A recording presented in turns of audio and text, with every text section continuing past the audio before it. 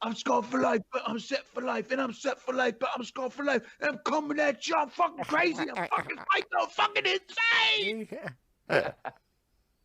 That's the fucking chorus right there. You nailed it, dude. You nailed it. You nailed it, and you visually transformed into fucking Joe Rogan. You did. You fucking, Joe Rogan, yeah. Yeah, you did. You visually transformed yourself into Joe Rogan. It was amazing.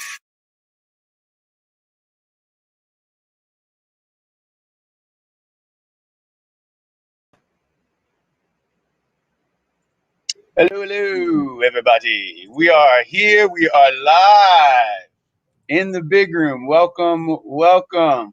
Great Jello barrels. The monk. Are we live? We are live. How broadcasting from sunny Pittsburgh. Always sunny, sometimes Pittsburgh. Dang, dang, dang, dang, dang, Pittsburgh. Dark. All right, on. How are you? Happy Wednesday, everybody. Welcome back to the big room. Of course, we missed you because, well, I mean, you're you. And you're here because, well, we're us. Say hello to King Adhawk, everybody. Your host for the evening. Co-host, because coast to coast. To my left, your right there. We got the monk, my brother. By blood, yes. By birth, and in spirit bond forever and ever. Amen. Oh. Right on. Hey, I'm glad you were able to pop up, man. Absolutely. We're missing our brother. Oh, I want to just say we're missing our brother BB tonight. But yes, so in this. I'm going to pop this up over here. Oh, that's great. And I'm going to switch our sides since I have a little more room over there since you changed your angle a little bit. Yeah. And so we got BB here with us in spirit. Today he can't join us because of work. So thankfully, as always, to practice gratitude, the main thing I always feel is just like, hey, man, all my people are, safe and healthy and out there living their lives, and man, I that makes me feel good. So as long as nobody's hurt, man, it's always good. So yeah, nothing bad with BB. It's just a work thing. Some having to wake up early, so he's not able to join us tonight. Yep. But yeah, that's what's up. Yeah, that's not his bag. Anybody that knows BBRumble, waking up early is not his bag, baby. Not at all. Not never at all. Has been. Nope, never will. No, man. Back off here. Yeah, the years have definitely proven that, So. Yes, I remember in I think it was like my 25th, maybe 25th birthday. I still have the card somewhere in my studio, and it says, "Someday we'll be able to live the life of the sunless day." Saying, our lifestyle, will carry us through the future. Like a lot of people have, that's like a nightmare for most people, for some people, but for other people, as is stated right there. Yep. It's definitely not. The ability to be awake the hours that you want to be awake. Yeah.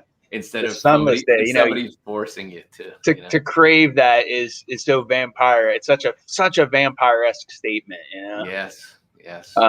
There's a beauty in the nighttime, man. There's a quietude that happens.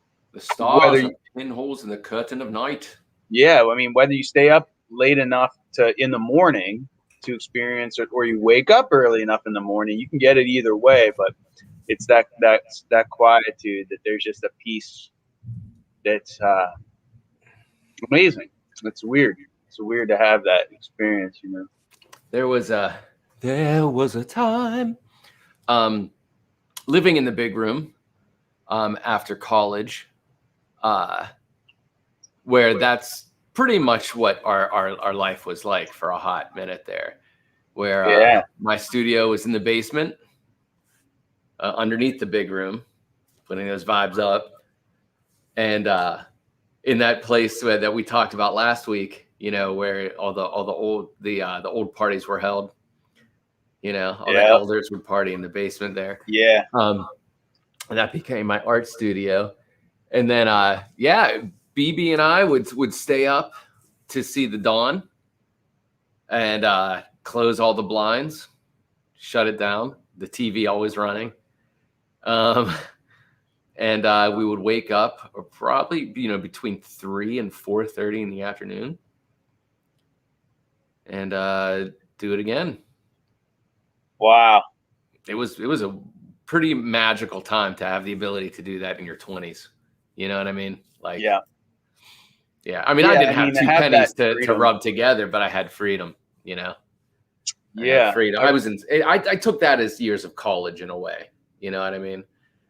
Learning through contrast, but learning to be being in a safe zone, trying to comprehend, you know, the years that I did spend in college, what the hell that meant, what was important, and stuff like that. It was in 5 years. Once you learn that you're, you know, I think the biggest takeaway I hear pretty often, you know, I mean, so everybody's college experience is different, but the biggest takeaway for most people is, you know, that you realize that you kind of survive it, and you realize that you're capable of learning independently, you know, because I mean, you have to self-motivate to learn, and if it's something you're passionate about, that's even better. Makes it easier, but it's never really quite easy. I think the main thing is like finding the discipline, and that comes through routine and you know, it's something that you and I never really had growing up. Discipline like that. No, time management and discipline was. No, it was not part of our thing, which is a blessing and a curse as, you know, as an adult, because we have to, you know, it's something I personally, you know, struggle with. You seem to, you know, I think with you having kids, that necessitates a certain regularity and that pattern. That's a good thing. Plus, your wife is very structured and organized as well, so that's a really great help for you, you know, as well. Like, I don't have, and that, you know, it's like it's not, you know, so there's many days where I'm like, man, I had a very relaxing day, but whew, you know, I'm like not very productive, and it, you know, in a sense. So, you know, there is blessing and a curse. Blessing and a curse, definitely. You know, I remember. Well, I could go into a couple different tangents here. I want to jump back real quick and say that, yeah, I've been blessed by having amazing people around me, you know, to facilitate and to teach. You know, the big room, you know, and BB, you know, that taught me a lot about honor and creativity. And then in our household growing up was filled with love, but again, no real structure. The big room was not filled with structure either until later. And then when Jafar came into my life, I started learning how that would work. To be honest with you, when we first started dating, I was living the life of the sunless day. You know, I was a full-time artist, and this is how the day would start. She would wake up, I would make her breakfast and send her off to work. And then I would go to sleep. She would come home from work, you know, 6:30 or whatever. I would have woken up and had breakfast. We would have, you know, dinner, or which, you know, whatever. We would have an evening together. She would go to bed around 10:30, and I would go into the studio and work all through the night.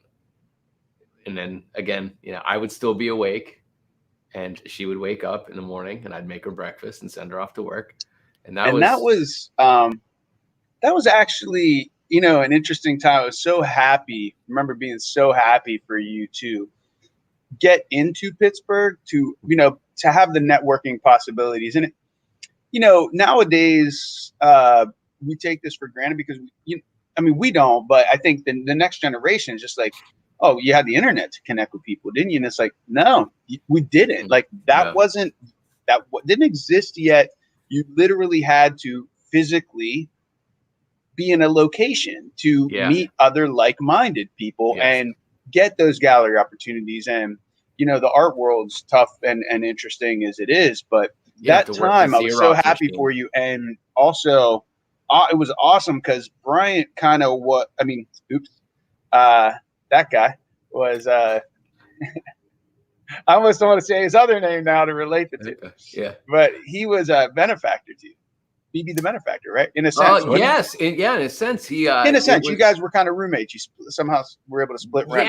Yeah. At the end of the first year out there, I needed to find a new place to live because the roommate that I had, we needed to not be roommates. And because of that roommate, I was unable to live in that apartment anymore. And BB came through again, who was a benefactor, his family, and were in the big room, was a benefactor to me after college as well by aiding me in a place to live, room and board for very little money. But then BB saw an opportunity to explore outside of the city of the hometown. And have a place to post up. There were new townhouses and apartments being built, and he was able to get assistance, a rent mortgage, rent at a discount. Oh, nice! And beautiful. We were the first people to live in that apartment, and it was awesome. Wheelchair accessible, so everything was slightly larger, although it was a 1 bedroom. But the bathroom was so big, the bathroom became my studio because it had the best lighting through the night, to be honest with you. Like, that's true. Like the paintings I would do would be in the bathroom. I mean, it was a big, it was a big handicap bathroom. The lighting was there. But, And so for a fraction of the cost, and I lived there, and he came out like once a week or every other week, and we. And then what did he do? Did he just go? Was he like able to do kind of like what he loves to do as far as restaurants and go out and see the sights and maybe, just go to sport events? You were so close to. We were. We overlooked the old Civic Arena. Civic Arena was right there. That's right. We overlooked the Civic Arena. And was across the street was the parking lot to the Civic Arena. But also, wasn't there a PNC park there at that point? Yeah. I mean, PPG Arena. I mean, not yet. That wasn't built yet. Oh, okay. So they tore down that. Yeah. The Civic Arena. And they were building the turned PNC that into a parking lot and tore down the Civic Arena at the same time to coincide. Okay. Wow, and then now it's a big. They expanded the parking lot, so we're used to now that down there's a parking lot, and then that arena, Civic Arena. Now the arena's gone, and it's just parking lot all the way down, and then but off to the left is PPG Paints. Now that's at the base of what was considered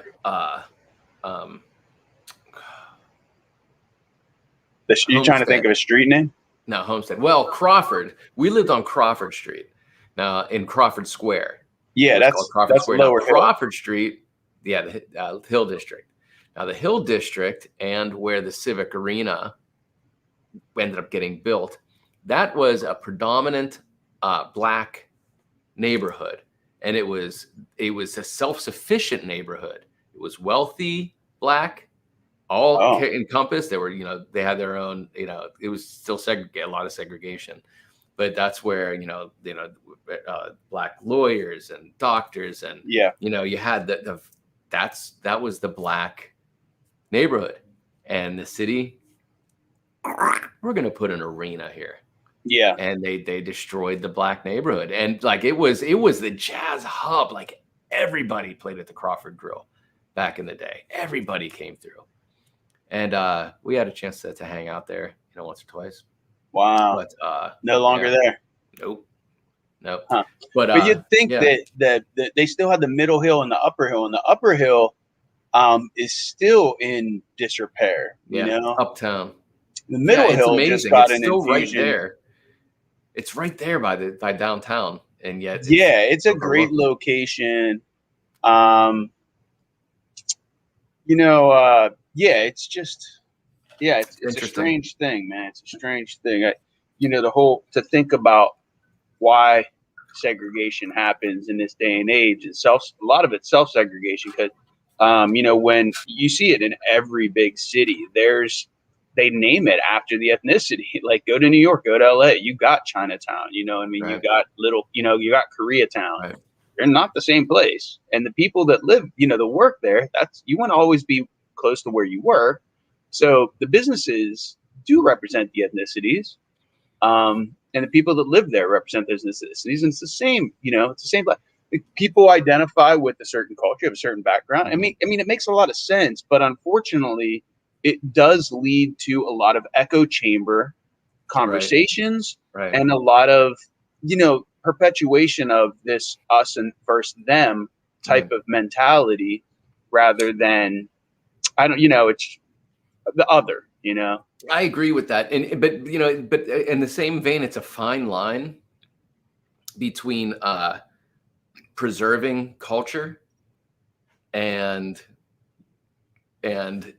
building a wall to preserve, the good old whatever.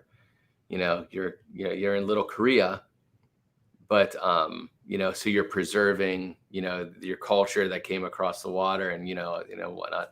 But in the same vein, like you said, it creates an echo chamber, and its own ecosystem. So like, there's a fine line. It's interesting. Well, I mean, and the really interesting thing to me is that it's self-imposed. It's something about human nature. Yeah. It's tribe. It's tribe. It's safety in numbers in tribe. And you find, man. It's always us versus them, because us got your back, and them are trying to take your berries, and mate with your women. And and it's been said, and I guess it seems to be going to be proven true, is that until there is a greater threat to humanity as Earthlings, we will fail to see each other as one human race, one people, all Earthlings. Hashtag all Earthlings. We until there's something from Space Invaders, then it's like, oh, you're going to see an instant unification happen overnight. And what's, and this has been used for forever, as far as creating to get a group of people to bound together to come together against a common threat. But we've been doing it, with countries. I mean, 9/11, never forget, because it's us versus them. Never forget, it's us versus them, and Pearl Harbor was the same way. But then you have natural disasters, like, of course, the Johnstown flood, which birthed the Red Cross. You know what I mean? It was the first natural disaster of the United States on that scale, and it brought people together. This pandemic, in its own way, brought people together electronically. This is a prime example where we're here every Wednesday because of the pandemic in some fashion. In social media, I just got off of there's a new app called Clubhouse. Okay. And did you mention this last week? I sent you a link to it. Yeah, I told you to join. It was private. It just went public. So I don't even know when, just actually in the last couple of days, because I just joined less than a week ago, and it was still private, where you can only invite 5 people to Clubhouse, but it's a networking platform based on talk and speech, and so you can form different rooms. I mean, it's amazing. Are these Zoom rooms essentially? No, it's really audio? Weird, because it's just audio. Interesting. It's just audio. You have a little GIF, and then it shows like little thumbnails of everybody's little whatever, your face, whatever. And it shows who's in that chat room. but it's chat rooms all over again. I mean, really kind of taking it Q-Link. all the way back to the basics. Obviously, we can do video, but there's not video. But you know, the rooms for bandwidth. I mean, you can put more people in there without video. Number one. Number two, this is a worldwide thing. So how's it different in real time?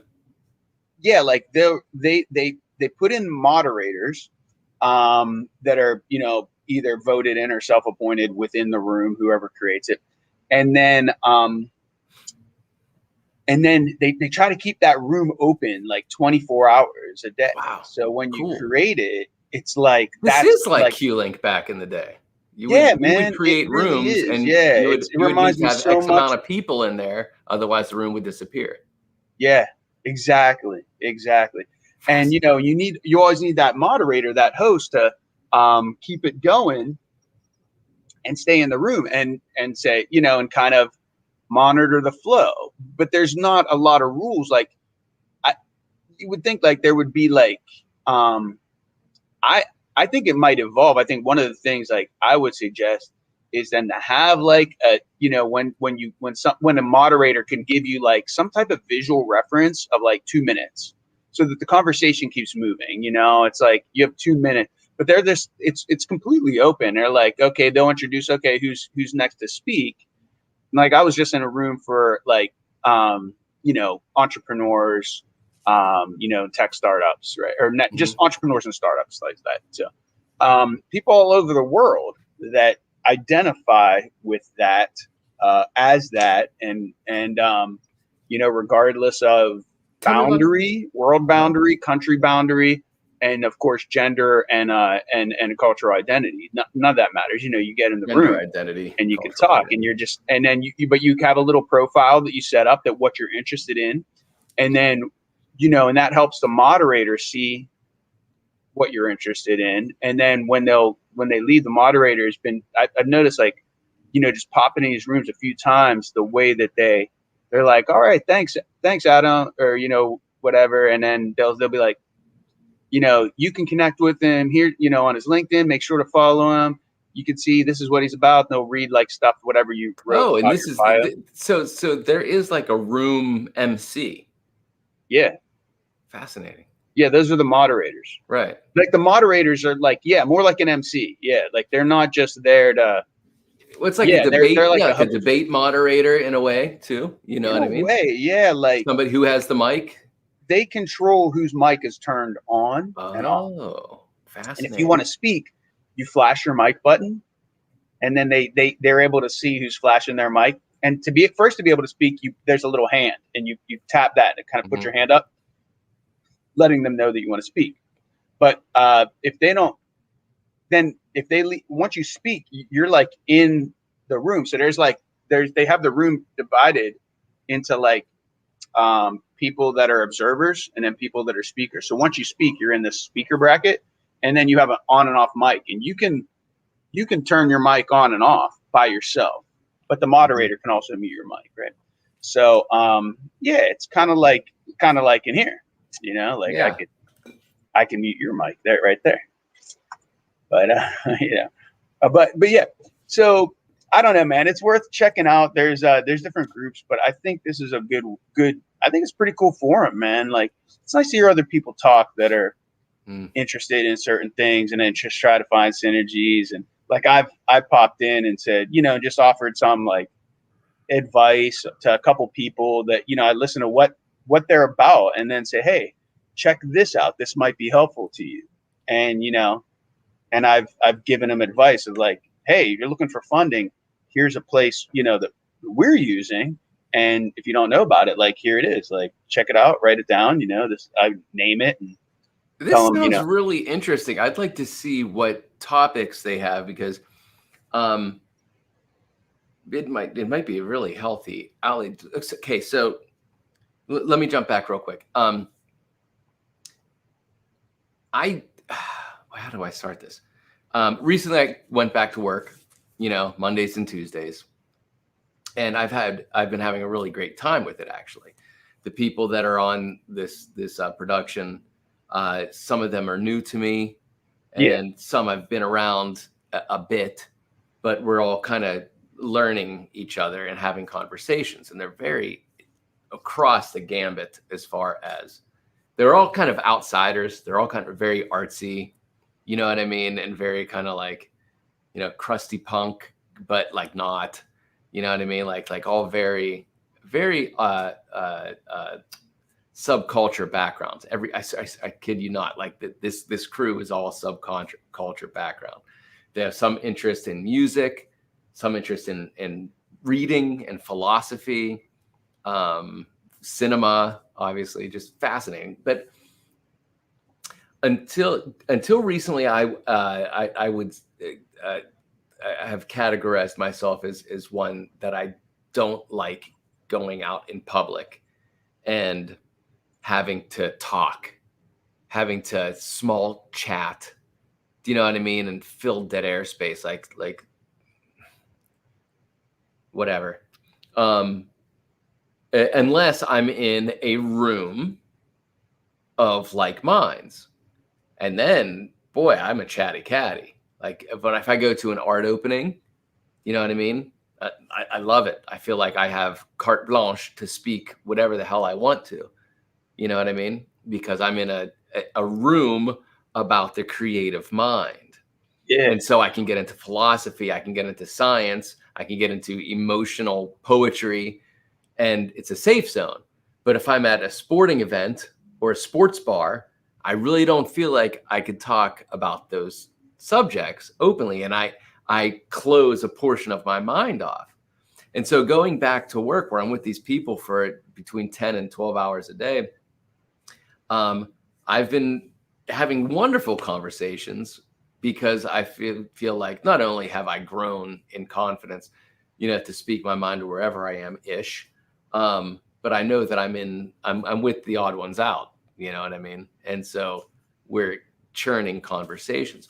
So I do, and I've just recently in the past week and a half, it clicked in my mind that I do love to talk to people about the things that I study on a daily basis. And, you know, I study stuff on a daily basis. I don't fill my mind with mindless television anymore. You know what I mean? I have YouTube, you know what I mean, where I study and listen to certain topics, you know, and there's certain outlets that I have as well. Like I just finished the last episode of season 1 of Loki, and it's really interesting as well. But nevertheless, yeah, it's really good. Loki, but it deals with a lot of topics of the stuff that I study. Is that Netflix? Yeah. It deals with time and quantum and multiverse. Sounds fun. It's very fun. But it's the kind of stuff that I study on my own. But nevertheless, So this sounds like a really interesting form for me to learn how to speak to of like minds. And it's cool because because it's not video, you can just listen. You can just have it on. And you're just listening while you're doing something else. Right. And so it becomes like a podcast room. Yeah, I would say so. Yeah, like a kind of an open forum podcast room. So, I mean, it's kind of like... What's it called again? Clubhouse. Okay. Yeah. And so, so it's kind of like what we want to do with the big room in a sense. It's like, hey, come on in. We'll talk about whatever. Speaking of which, if you're out there watching us right now and you would like to talk about anything, feel free to use on the, you should have some buttons on the side that say chat or comment. And if you type something in the comments, we'll see it. And if you have any questions for us or any topics that you'd like to talk about or would like us to talk about, it'd be a blast. Pop it in there. We'll be glad to do that, especially since we're down one of our members today, BBRumble. Shout out to BB in Dreamland. Yes, but also note that there are other individuals that when their schedule opens up, come and speak with us as well. And we, they are members of they're face members, if you will, of the big room from Romania and the UK and Pennsylvania. Wild and wonderful. Yeah. But anyway, yes. So do speak your mind. I do want to say that the Adhawk, that I think the link that you sent to the Big Room Gang is not a direct link. It's a straight link to StreamYard.com. And Really? It was the personal link that got me here. That you sent. Double check that. But normally most people will comment on Twitch and then, come to the Big Room. Interesting. Okay. Let me try this again. We will try this. I'll do it right now. Right on. Okay. Yeah, that is. I see how that could be. All right. Let me pop this in here. Pardon me Meanwhile, while I whip this out. What? I'm curious as to what you're drinking. Well, that's a good question. So, if any of you out there know what the monk likes, and there are many of you that do, oh yeah, that's a lot of pudding. The monk likes his gin. And so, there it is. The monk likes his gin. So this is a gin concoction. It is a monktini. Yeah, I just coined that phrase. Nice. It is it's Sir Robert's gin with extra dry vermouth, like a martini, ice, obviously, shaken. And then I added ground ginger root and a tea blend. It's green tea, it's dandelion, and then a cleanse tea. Interesting. The green tea would have some caffeine in it. The dandelion is meant for relaxation. So and it's a gut cleanse. Digestive. Well. Yeah, it's a so the cleanse and the dandelion, they're both kind of like liver cleanses as well. Okay. So what's the any particular dry vermouth? Oh, well, I go by what you got to go through a lot of it. What do you Earth Mama. Is it? I don't. I'm just coming back to martinis, to be honest with you. Oh, okay. Just gin on the rocks is my bag. Oh, geez. Just a sipper of gin on the rocks. And I'll get you jammy jammed.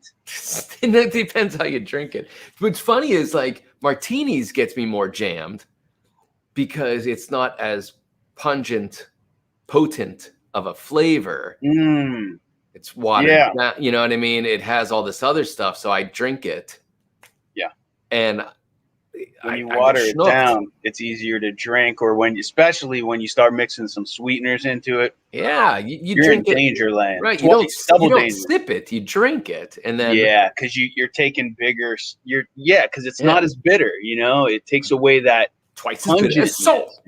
And if you get hooked, baby, it's nobody else's fault. So don't do it. Right.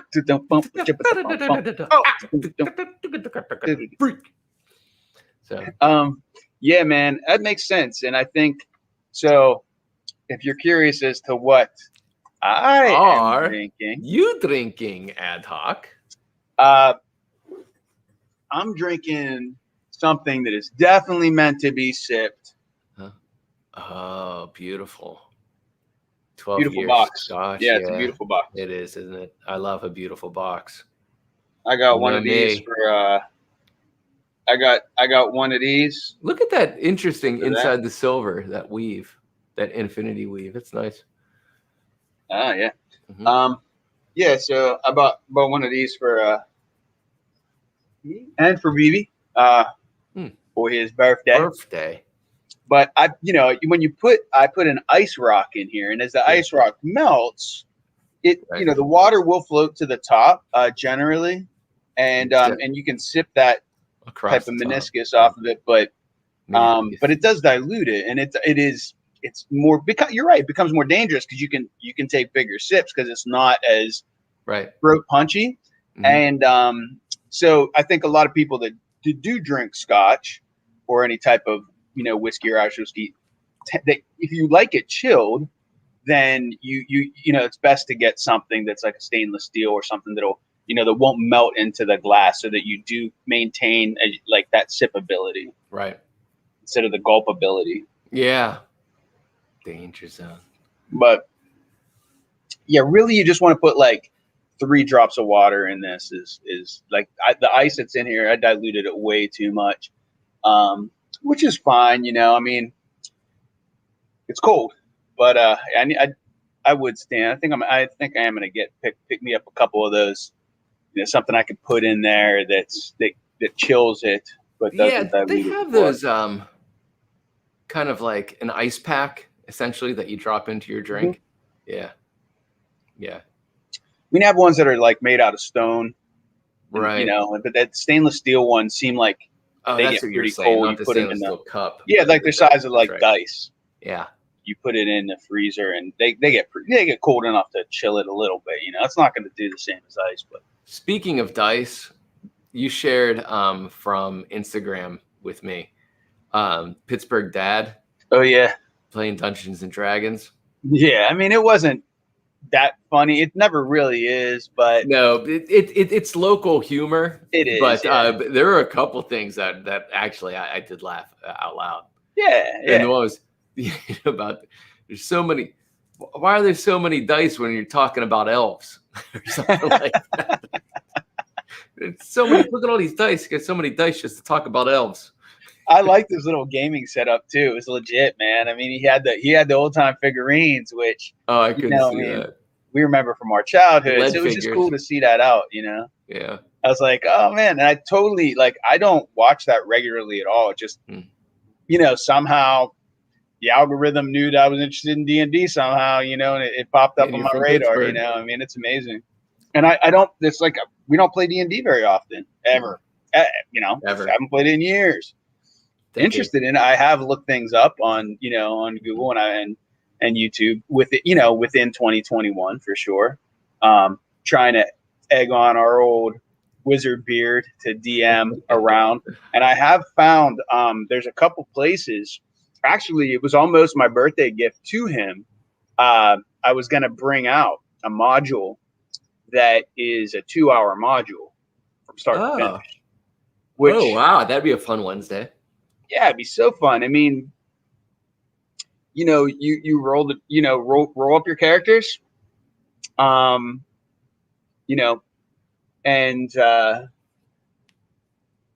yeah, and then you're off on the adventure, and that's the module's like, yeah, it's like, from start to finish 2 hours. Now that said, I don't know how much kind of priming that the DM would have to do. And as I started looking into it, it is definitely helpful to as a DM to kind of refresh your memory. And there's video guides on YouTube for Critical Role is the name of the channel on YouTube, and that's the name of the group that plays. But they have a lot of videos. Like if you go into their playlists, there's a series of videos, but there's a lot of videos, and they're all bite size. They're 5 minutes in length, but there's 20 plus of them, which adds up. And just to kind of refresh 20. But to refresh your memory as far as all these pointers to kind of it's intended to hey, they're trying to encourage people, of course, to say, hey man, this is fun. It's a great activity when you have a group of people to be creative, to have fun, and to be interactive. Because the thing is, what I love, the thing with board games is they're boring. Sometimes they're too turn takey and not as interactive. And not only that, they're competitive against each other instead of when you're cooperative. And D&D is about using it's extremely cooperative.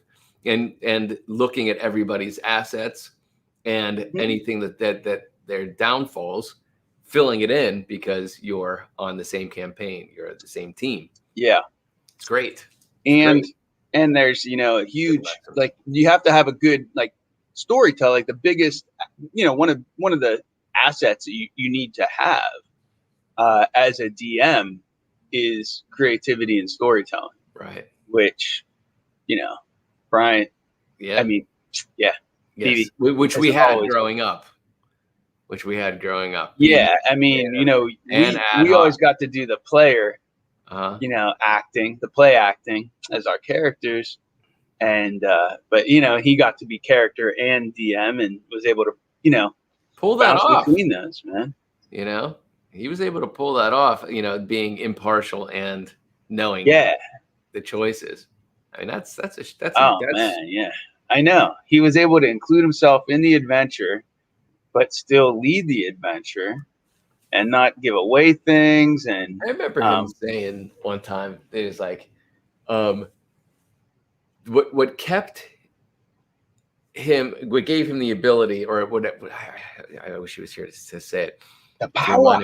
The power. No, the ability. The reason why he was able to do that is because he tried to kill us every day. He was like, I genuinely would think about things that I didn't know how to get out of. And then together, we would figure out how to get out of it. But like, as the DM part of his brain was like, oh, this will kill everybody. And then him as BB, Adhawk, and the monk would figure out how to solve the problem together. Man. He's like, oh, I just tried to kill us every day. That's how I did it. That's how he split his mind. Yeah, that's funny, man. I mean, and part of that is definitely, BB. That's definitely there's definitely a lot of truth to that. I mean, there's no doubt about it. It would give him, he'd be okay with it. It would bring him more joy, than it would sadness of losing his character to see us Rugal and Ride. Yeah. Maybe cry. Woo. Maybe cry. I cried a lot as a kid. I cried for my characters. Oh man. I did. Oh man. But you know what? I said this in the big room here before that, in conversations with Jafar, my partner, who did not play D&D growing up, but she was in theater. Okay. And that D&D gave us the opportunity to explore many social situations that as children we weren't, coming in contact with. And so it kind of gave, we role played a lot of scenarios that, you wouldn't come in contact with until teenage and adulthood in ways. Yeah. We role played relationships with, the opposite sex and sometimes an opposite deity, we definitely dated outside of our race, our, human elf, we learned that didn't matter at an early age, Oh, yeah, it's true, man. That's a good point. But but all those things, Bryant was my first girlfriend in a way. He played the role of our love interest as DM. That's funny. That's messed up. Way, but man, I never thought of it that way. But I guess in a sense, he was mine too. That's pretty messed up. We both had the same first girlfriend, and it was a boy named BB. Broke down gender boundaries for us in a subconscious way. Mm-hmm. Broke down the ability to, kind of open up and be, let that part out. Let the steam off of that, that pressure cooker that is tough to deal with when you're a kid. And it's just something that, every young person has to go through, at some point. And you feel like it's tough to talk to people about that, man, because it's so new and it feels so private. It feels so private. And what's funny is every human being goes through it. But what The go through is you're trying to go through society's boundaries of what is acceptable to discuss. So you are going through your feelings towards another human being where it becomes chemical, or physical, right? But you don't know how to talk about it or to interact with it because of going through society boundaries instead of just speaking your mind the way a child does, I see it with our lads all the time. They're really quick to speak their minds because they don't really have that society burden of what should you hold back? You know what I mean? It's, well, this is how I feel about it. And you're going to know about it pretty quickly, and it's wonderful to watch that and relearn that in a way. So, yeah. So how are the boys handling it? What's that? How are your boys doing it?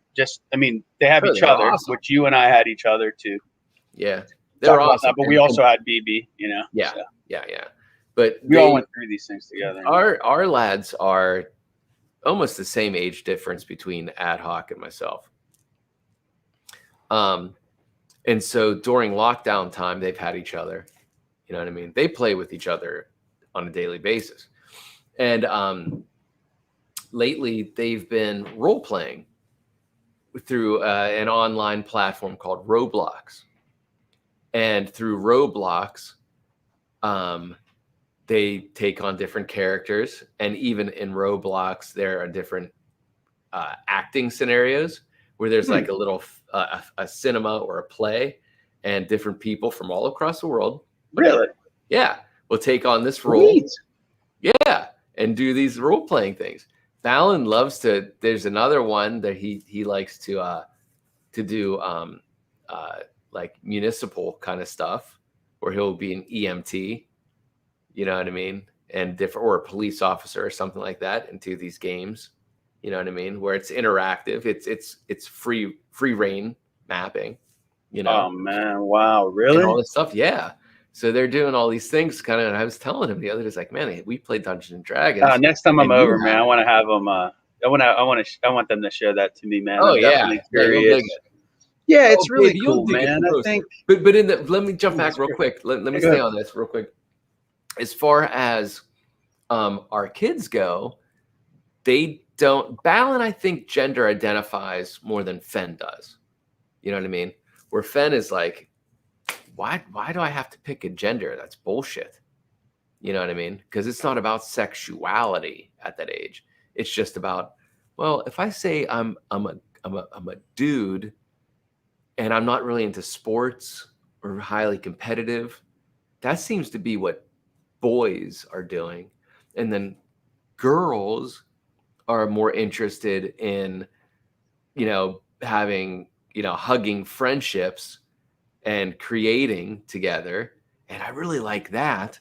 So why do I have to be anything? And he grows his hair long. You know what I mean? He wears what he wants to wear, which I wish I could have wore what I wanted to wear growing up. You know what I mean? Well, yeah, as you as a mentor, lead mentor number one. So that makes it easier for him to be comfortable doing that. I mean, we had Charlie Mundock. Yeah. I mean, that was one repressed cat, Yeah, for sure. But nevertheless, I mean, God bless him. I mean, like he was, World War II. Yeah, we grew up in a day and age where gender identity was much stronger of a force to be reckoned with. It was faux show. But as you said, I mean, like role playing for us allowed us to. I mean, we always played male characters, except for Brian. Brian would have to do both. Well, I always played, half elf, because to me, elves were kind of that they were into nature and being one with it. Wood elves. You know what I mean? Like that made sense to me. Yeah. Beautiful clothing. Yeah, they're very cool. They were dandies. Huh? They were dandies, Yeah. You know, that had ninja skills. You know, that so fucking fuck you up ninja skills. Yeah, but they weren't. You know, they were always defensive. Crowd. They weren't aggressive. You know, it was skill. Hey, about skill. I'm trained. If you push me too far, that's your own offing. Probably gonna get hurt. That's your own natural selection. You stepped out of line. But yeah. Hey, Jeannie Jafar. Yeah, welcome on anytime, Gene. Anytime. Always. Now I know who our mystery viewer is. Yes. But I thought it might have been Mama J. Mama J, Mama Ja, Mama Kusa. Yeah, man. Yeah, so I want to talk about something that I've been having to refocus on this week, like out of control beyond my own. But it's been good. But it's been painful as well. Interesting. Is our good friend, a good friend of ours, who I'm traveling with. You know who this is. I posted something on my Instagram with me singing Freddie Mercury song. That was Mustafa, and you saw it. Yeah. And he snapped and went off and like freaked out and was like to the nth degree on me about, dude, if you do that in Egypt, you'll get us killed. Why did you do that? Why are you doing that? That was ridiculous. Like, your ego is ridiculous. Why would you do that? And all this stuff. And I'm like, I had to defend it. This for 2 days of this week. The first Monday, like Sunday, Monday, Tuesday, it's been a conversation of him accusing me of having a super ego, being completely egocentric and out of control, and attacking and really tearing me down. Just like, I mean, and like, to me, the conversation's too long to read. I mean, but it's like, my first. I know this individual, so this is not surprising, or. Well, it's surprising me that he's attacking you, but it's not surprising me because it is part of his super ego. Yeah, I mean, exactly, it's kind of kettle calling black. I guess if that's you, I saw it, I read what was underneath it. That the cat you were with, exactly. Par for the course.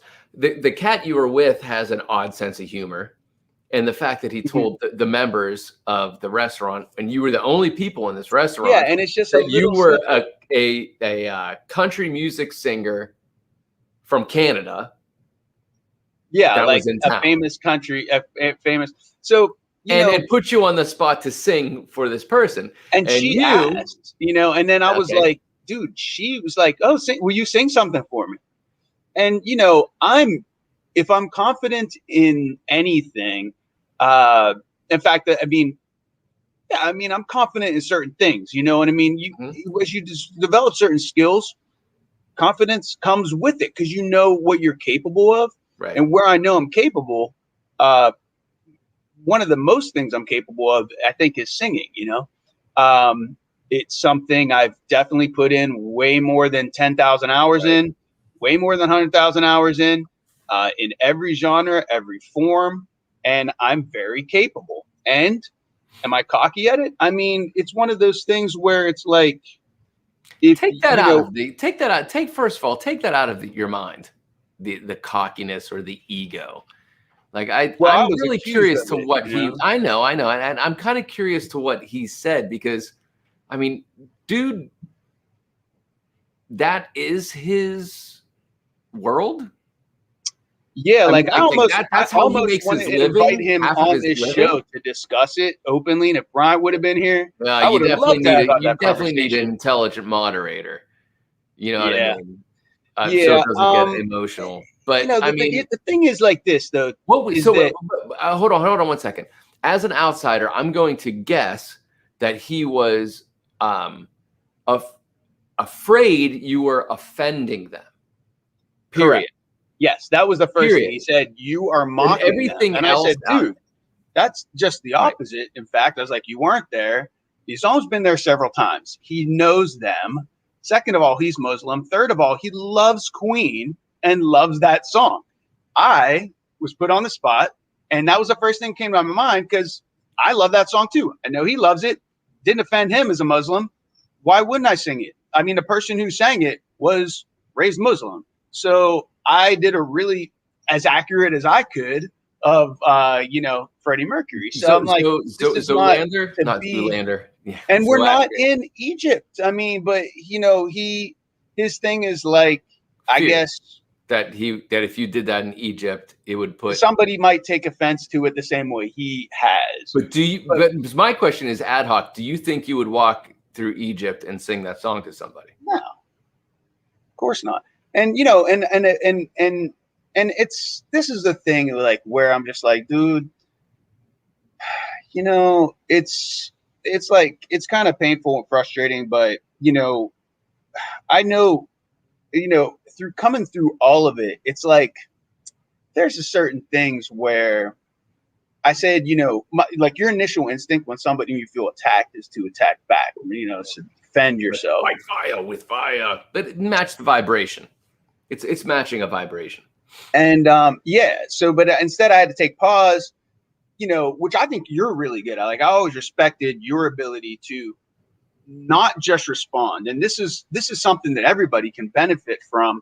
And it's something that's learned.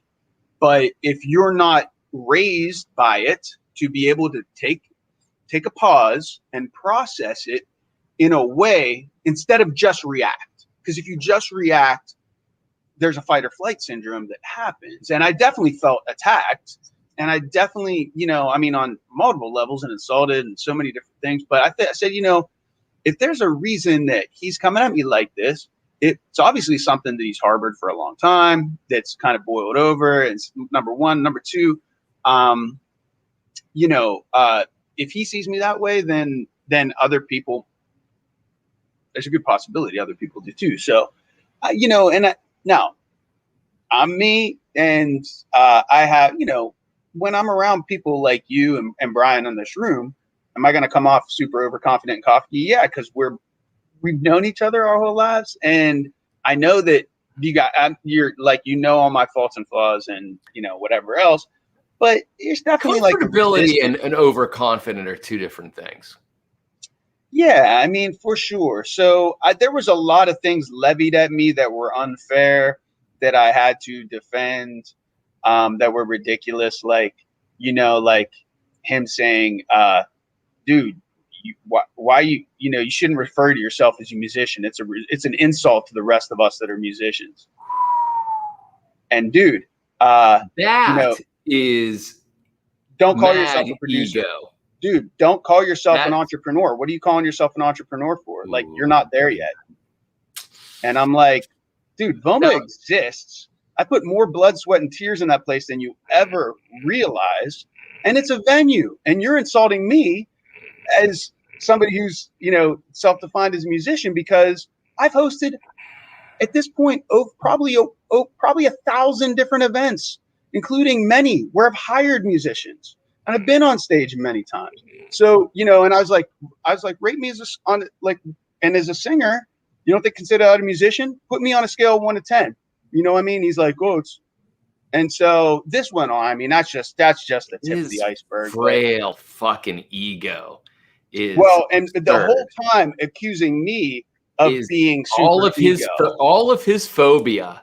All of his fucking fear. That's what I said, but I couldn't put that out there because he would just say that's your ego saying that you're saying that I'm jealous of you. Like, or that's not it. But anyway, he knows his shortcomings. That guy. I mean, whether he does or not, but the thing is, he's very defensive about the fear whole comes from musician someplace. thing. That fear comes from someplace. Yeah. And the fact is that although he does make half of his living as a musician, he also knows where he lives and the stages he's been on and the songs that he's written versus the song that he plays on. And the stages that he plays on are not his songs. So he has all of this self-loathing and need of title. And then like that, There was I don't know what kind of like weird sure. ass full moon, new moon he was going through, that he was having this mirror talk and you just happened to just like trigger his mirror talk because I felt know a lot of that dude. too. I played out thank with you that dude. for and you know, at the end of it, I said, dude, listen, friends, I was like, I consider you a brother, and you know, as a brother, you're gonna know You're more about me, including my shortcomings. Right, but to attack me like this, I definitely feel attacked. Number one. Number two, I said friends are supposed to lift each other up and celebrate each other's victories, not try to tear them down. Are you saying that I can't use these words? And then by me defending and explaining why I have the ability, and no, I'm calling bullshit on you. I absolutely earn those words.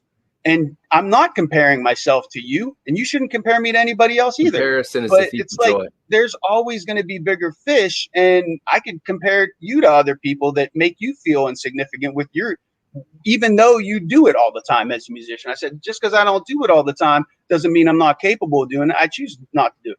Oh, form a band is like, you know, and I'll be the first one. And I was like, dude, I've named off all the projects, and he's like, it throws off. There was a lot of different like insecurity projections upon me and different things. But I mean, I know. I mean, it's my first. It's my first. I'm my first inclination. Beard. Yeah, BB Summons. Hey! Wizard Beard Summons. Hello, Jeannie. Hello. Welcome to the convo. I know you've been eavesdropping and you're caught up onto our topic, right? Yeah.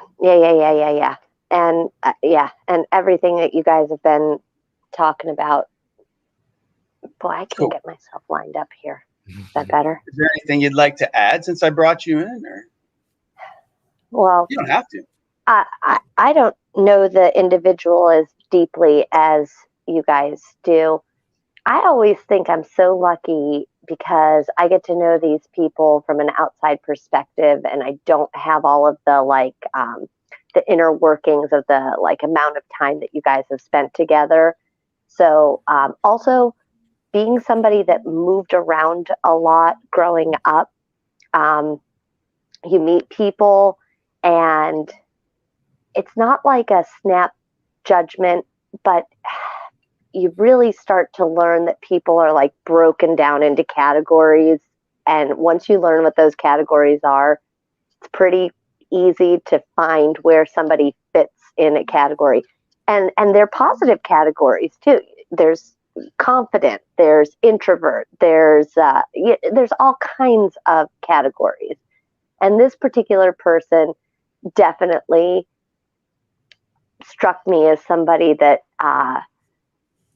shit don't stank and big smoke, no fire anywhere, but a lot of smoke, and very talented to back it up, but usually within small, reasonable audiences.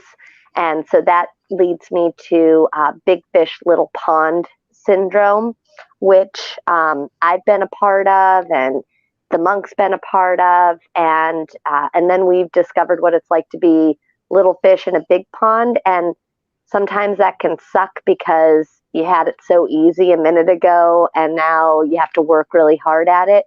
If you've never stepped out of your little pond, if you've just stayed a big fish in a little pond, your perspective becomes a very narrow perspective. And I would say that although I won't take away from you the hurt that you felt, I wouldn't give it too much credence, because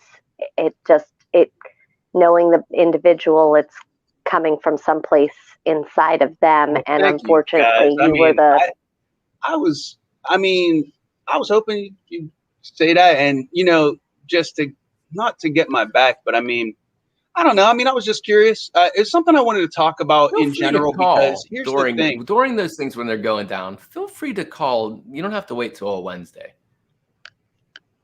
Well, thank you, man. It's just one of these things where it does cause a lot of, I guess like I have a lot of, it causes you to wonder, like, again, and like, am I these things? Now, clearly, we all have egos, so that there's always a battle internally between all humans, between the ego and the id.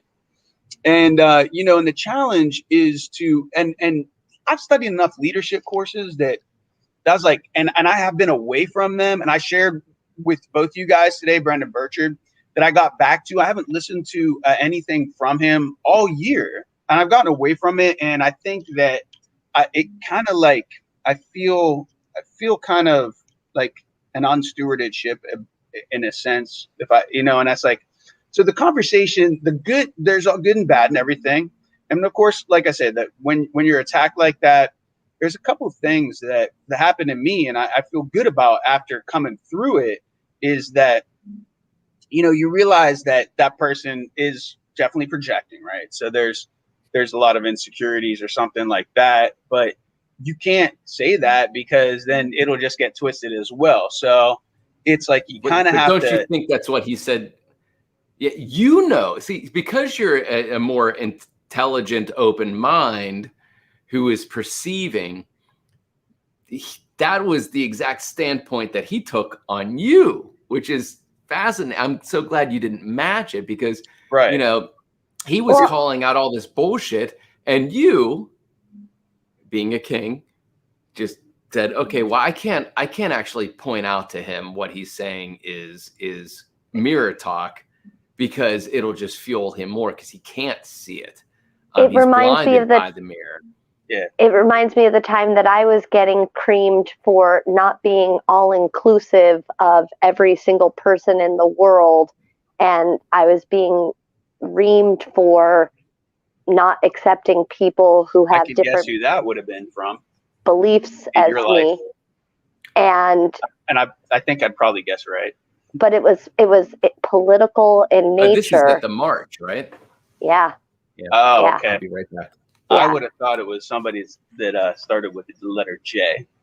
No, it was political in nature, and I was being. Oh, I remember that story. Yeah. Yeah, being attacked for not being all inclusive, and I was like, yeah, I can't be all inclusive for somebody that's preaching hate. I guess you got me on that one. Like, sorry, I guess you're right.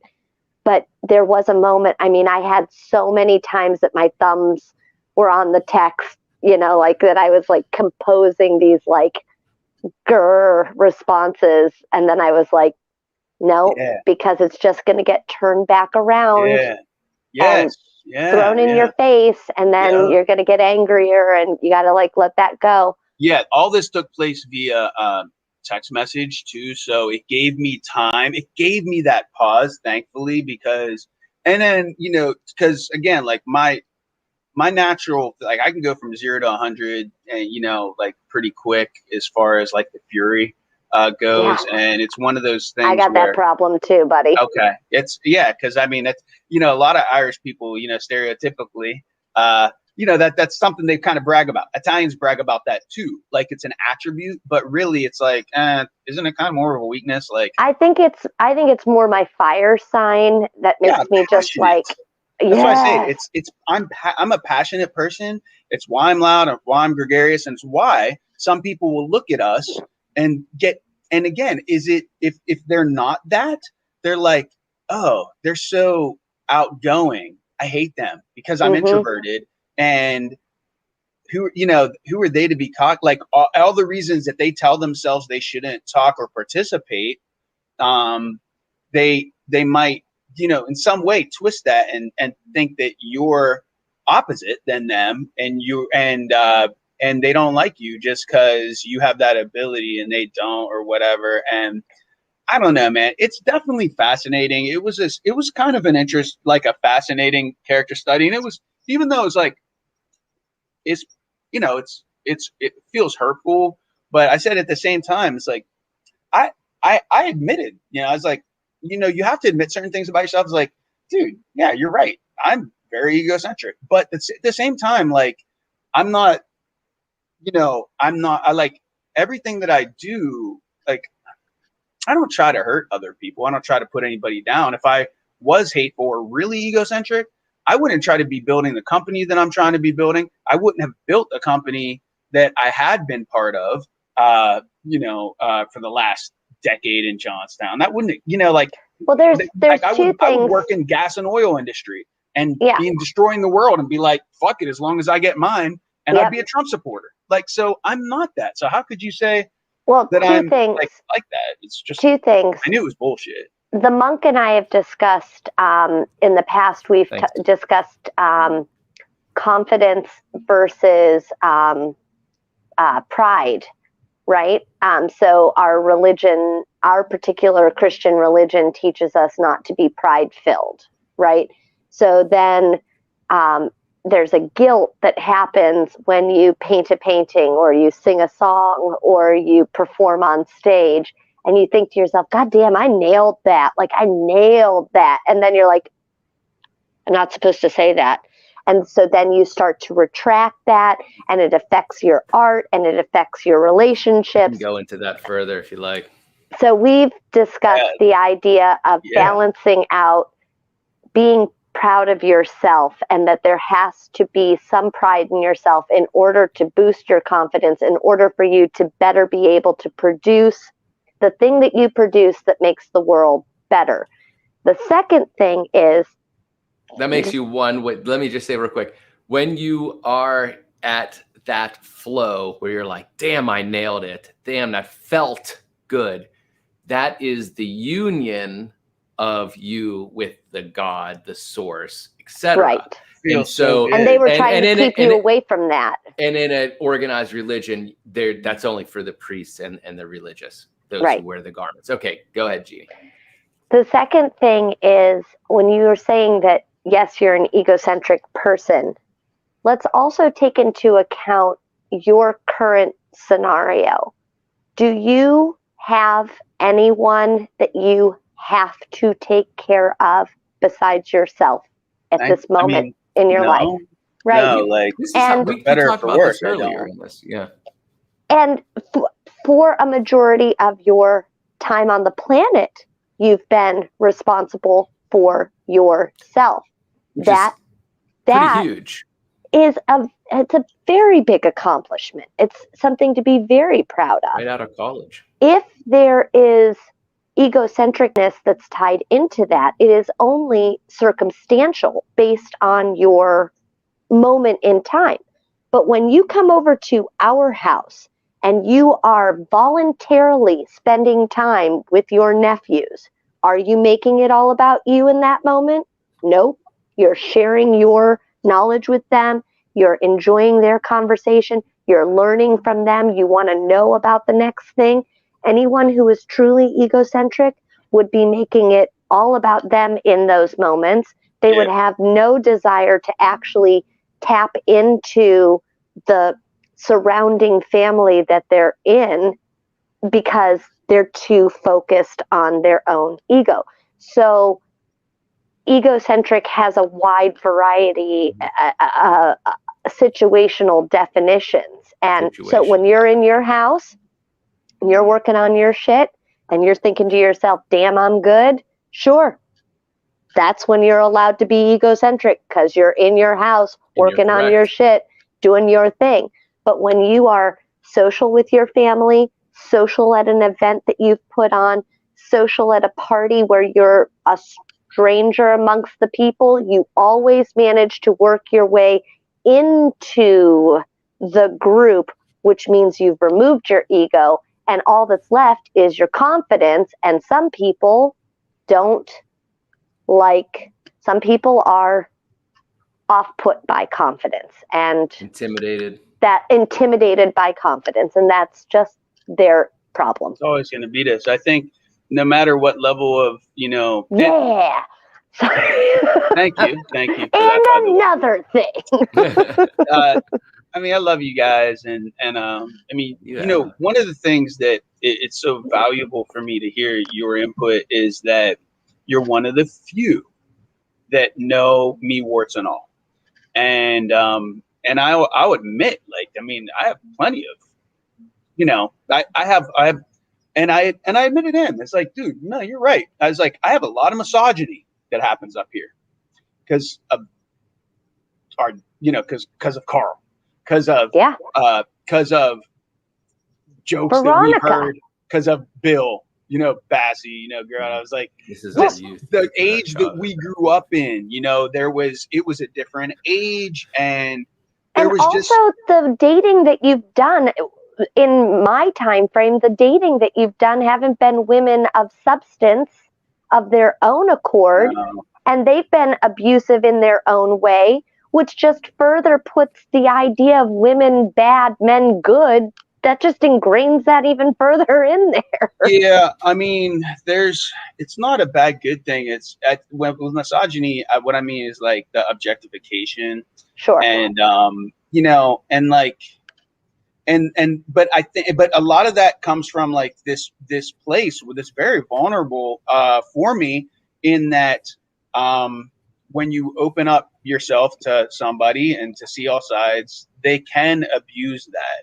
They can learn your weaknesses and use them to put you down, and to manipulate you. And I got a lot of that from this conversation. It's like, man, I should, like, a lot of my self-talk was, again, it's like there's a fight or flight. So, initially it was like, yeah, well, who are you? Like, dude, who are you to say this is because you do this, and this? I was like, no, that's never good. I always want to accept, like, okay, if somebody thinks this about me, why do they think that about me? And then if, like, say, if he's thinking it, then there must be something. So it's a way that I communicate. And it's like some of it made me angry because I'm like, dude, I let you in to see the way that I cut up. And he's like, well, you have a tendency to put down other people because this, that, like, and I'm like, they're jokes, but in the jokes, there's always a hint of truth, but it's like something, and that stems from, like, I think some of it, like, I had to admit again, is like this insecurity that I have and everybody has, to where I struggle with, like, my level of success and my, I'm not good enough. I haven't achieved, the level of, wealth and riches, or, like, I have a small apartment. I don't have, I don't have my own house paid for, and and all these different material things and different accomplishments that I haven't achieved because of different choices made throughout the life. But you get different life experiences. So I don't know. I mean, but there's a lot of that. There's a lot of that, like, self things that I have to deal with, that if I focus on, can, like it's kind of like, in my sense, it's a depression, in that, if you focus on it, I feel like, oh my God, I just relaxed today. Oh, and the negative self-talk is, you're lazy. And I have to constantly guard myself against negative self-talk. And my negative self-talk is a lot of, like, why I could come off as egocentric, because I have to be my own best cheerleader, and I learned this is like, I have to celebrate the little things along the way, because otherwise I don't feel like I'm making progress. But to somebody outside, they're like, oh, look at his Instagram. There's another picture of, like, him or what he's doing. And, like, that's what Instagram is, dude. You know what I mean? Like, to me, it's almost like a photo album. Like, Instagram to me is it's like a photo album. It's like, oh, here's what I look like today. Here's where I'm at today. Here's what, it's just like, I love food pictures. Like, whatever I celebrate, it is. I think this is beautiful. Here's the scenery. It's like location and food, is like a lot of what brings me joy in life. And that's what my Instagram is. And then just different pictures of, oh, here's what I look like too, just documentary. It's like Polaroid snapshots. It's not like as much as ego, as much as, like, you have a realization of, like, man, I don't have any pictures of myself. You know what I mean? Like, I think about so many different things. It's like different times in my life. It's like, wow, we don't have any pictures of that moment. Like, shit, it's just in here. Why didn't we take a picture? And then, but then, like, when do you, if you have all these pictures and other people look at them and they, guess what? They can get jealous because it's like, oh, you're just showing off that you do all these cool things or that you have these good times. And there's always, I think the takeaway is like, there's always going to be haters. There's always going to, Bingo. it's like, but then I told Nizam, I gave him a ride. He went to Miami for a few days with his friends. And that was awesome, and I gave him a ride and I told him about this and he's, he said, his first thing was like, which is fascinating because he was the only other person there besides the restaurant workers.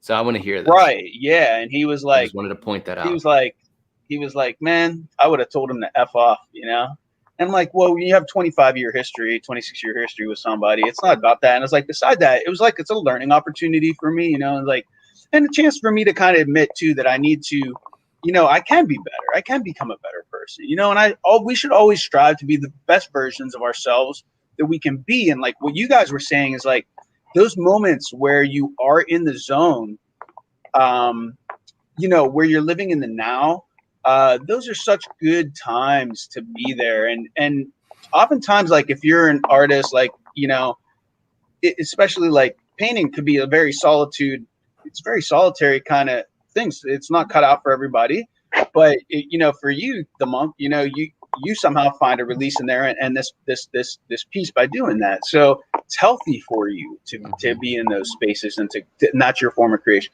So it's like, but other people get jealous of that. So I think every state that you're at, like there's always going to be, regardless of where you're at, there's going to be people that look up to you and admire you.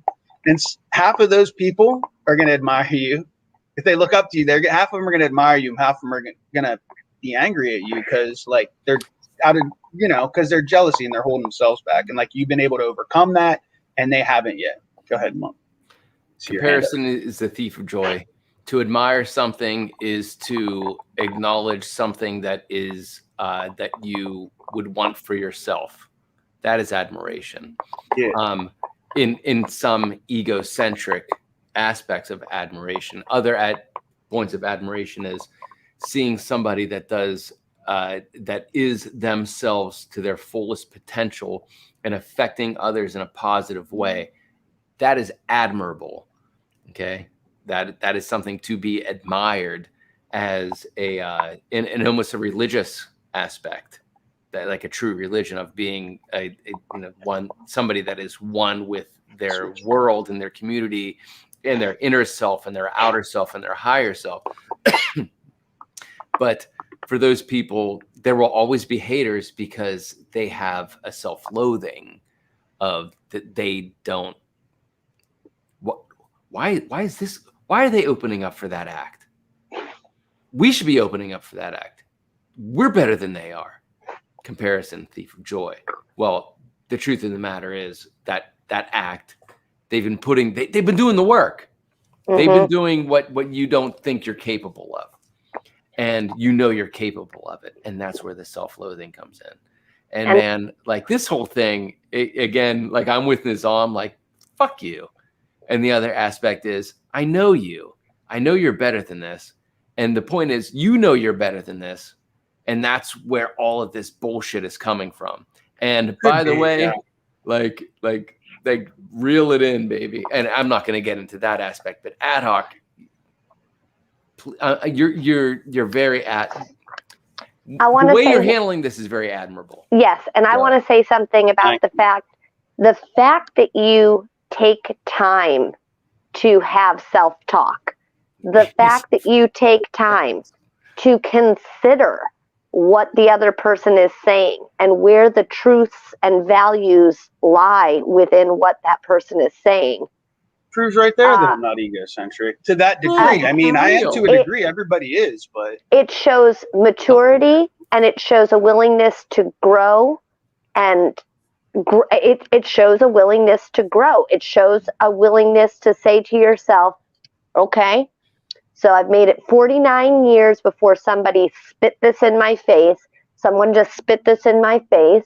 I got plenty of time to reflect on this and pick what I want to learn from this and move forward and leave the rest of it behind. That's a gift. That's a gift right there. And the fact that you're willing to even sit and meditate on it shows a lot of strength and maturity. And the other thing is, you'll see that I don't post a whole lot of pictures on Facebook anymore. Like, people will say, show me a picture of the kids, and I'll say, sure, okay. And then I have to pull up the monk's Facebook page to find current photos of the kids because I don't post them as much.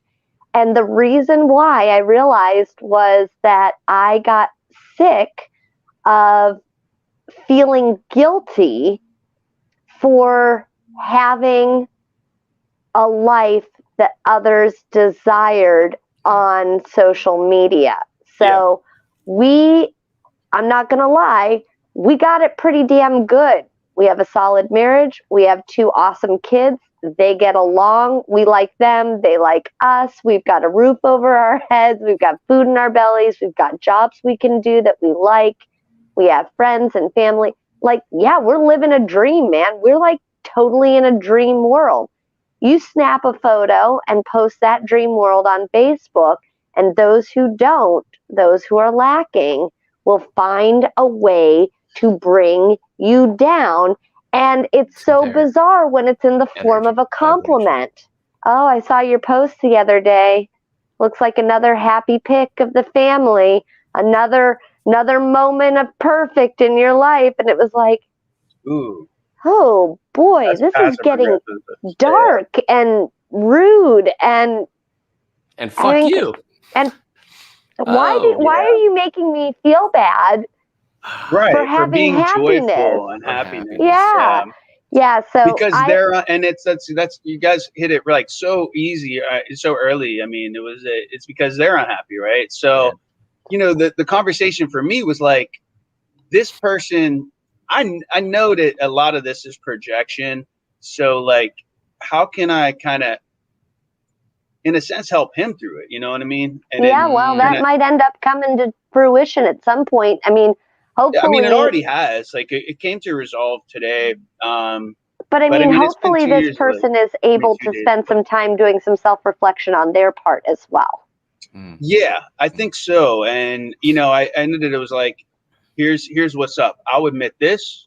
I'll concede this. And I will defend this.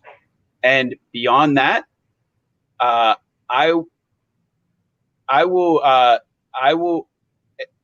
accept, and actually I will agree. Like, there's more work that I can do on me, and here's the things that I'm missing. And it was like, I feel that when I have that personal, like, professional development in my life, like on a daily, it really does help me focus and feel like a lot of what, like, and I haven't had it, so I'm like, okay, I could be like, I have felt like kind of chaotic, like not really a lot of progress being made. And it's so weird because for me,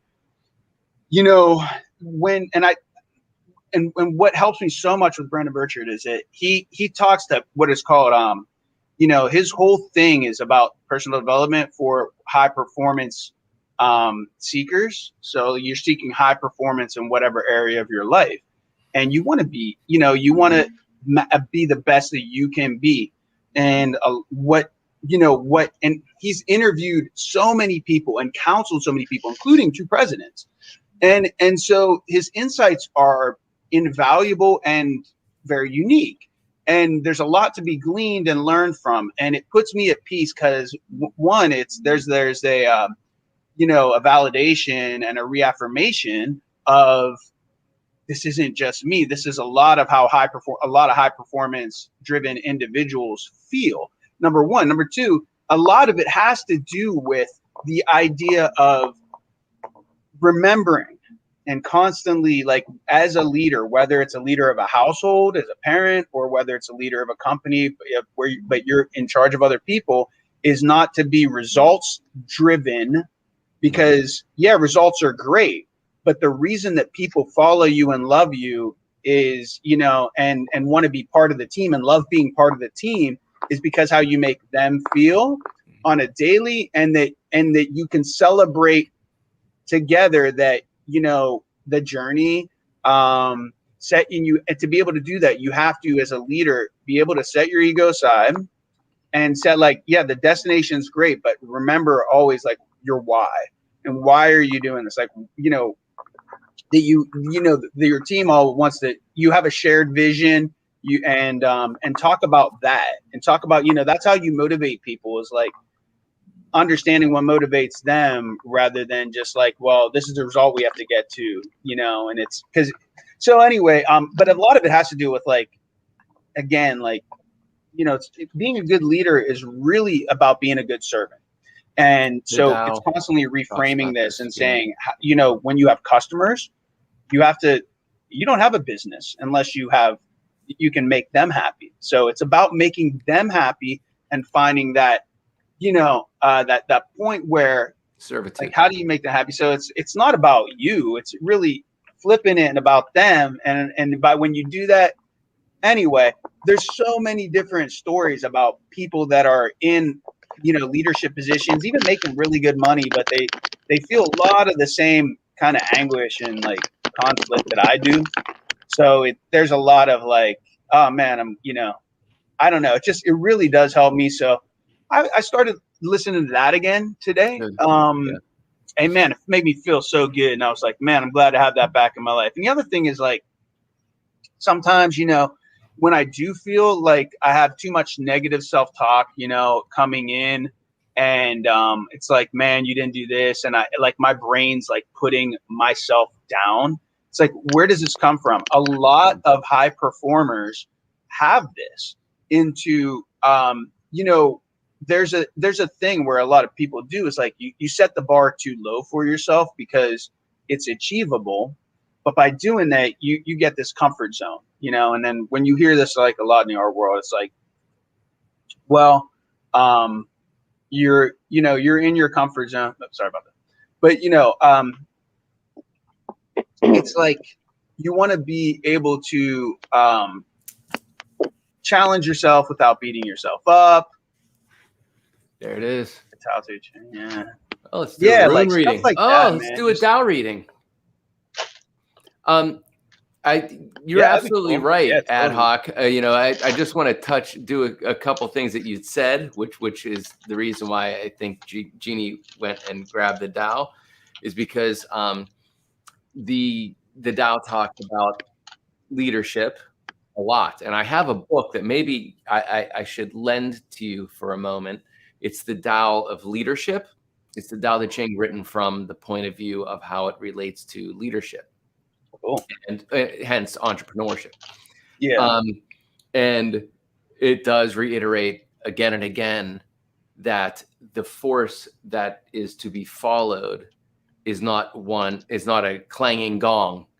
It's one that is of the people, and the true leader never really gets a medal for it, but creates the next movement through the movement of the individual being a leader. You know what I mean? It's you know, again, be the change, and that's the leadership. You know, it's something to follow. Yeah. Not because there's a way the ego says follow me, and the control, it doesn't need to control. It needs to be, and it becomes the force of the tuning fork that every other vibration is so strongly aligns with, because that's the type of leader I want to be. There's two ways to lead. One is by the whip, and one is through reward, right? So, like, are you a good witch or a bad witch? Yes. I mean, you know, you can be. Would you rather be feared, or would you rather be loved? And what is more effective? And, you know, sometimes, I mean, as parents, I mean, sometimes you guys have to. Those are hard choices to make, right? Sometimes, I mean, sometimes, you know, you guys, like, this stuff you probably deal with a lot more, because you know, you have to be conscious. I think one of the biggest things is, how do you be conscious? I have a lot of, that's like another thing is, like, I'll freely admit, like, I have way too quick of a temper, and, you know, how do you step that back? And that's one of the things. It's like, okay, when somebody attacks you, where's it coming from? Where's that place coming from? How do you get to the source of it to disarm it? And a good leader should know how to do that, you know? And then I think of, like, other people, hold that thought for just a Yeah. second, Gene. Yeah. But I was like, yeah, there's ways to like be great and still be humble, and I see it in like Paul McCartney and Ringo Starr, in their talked interviews. about Paul today. And all of the Beatles were like that. Like they were hailed as kings, and the living ones, still are. So how do you navigate that amount of praise, but at the same time be like humble, or at least perceived to be humble? And that's, I mean, that is something, man. That's something, to strive for. So I'm like, yeah, I mean, if you're perceiving me as having ego, I think a lot of it is projection. Okay. But, and just really misinterpretation again, because he was just wrong, and I was like, dude, you're wrong. Like, this is what happened. He's like, well, if that's your side of the story. And I'm like, you're essentially now calling me a liar. Like, it's like you weren't there. You saw like a clip that was like, if you didn't see any, I was like, we were there over an hour. Like, you had no idea, like the relationships or any of it. It was so much of just like a reason to lash out.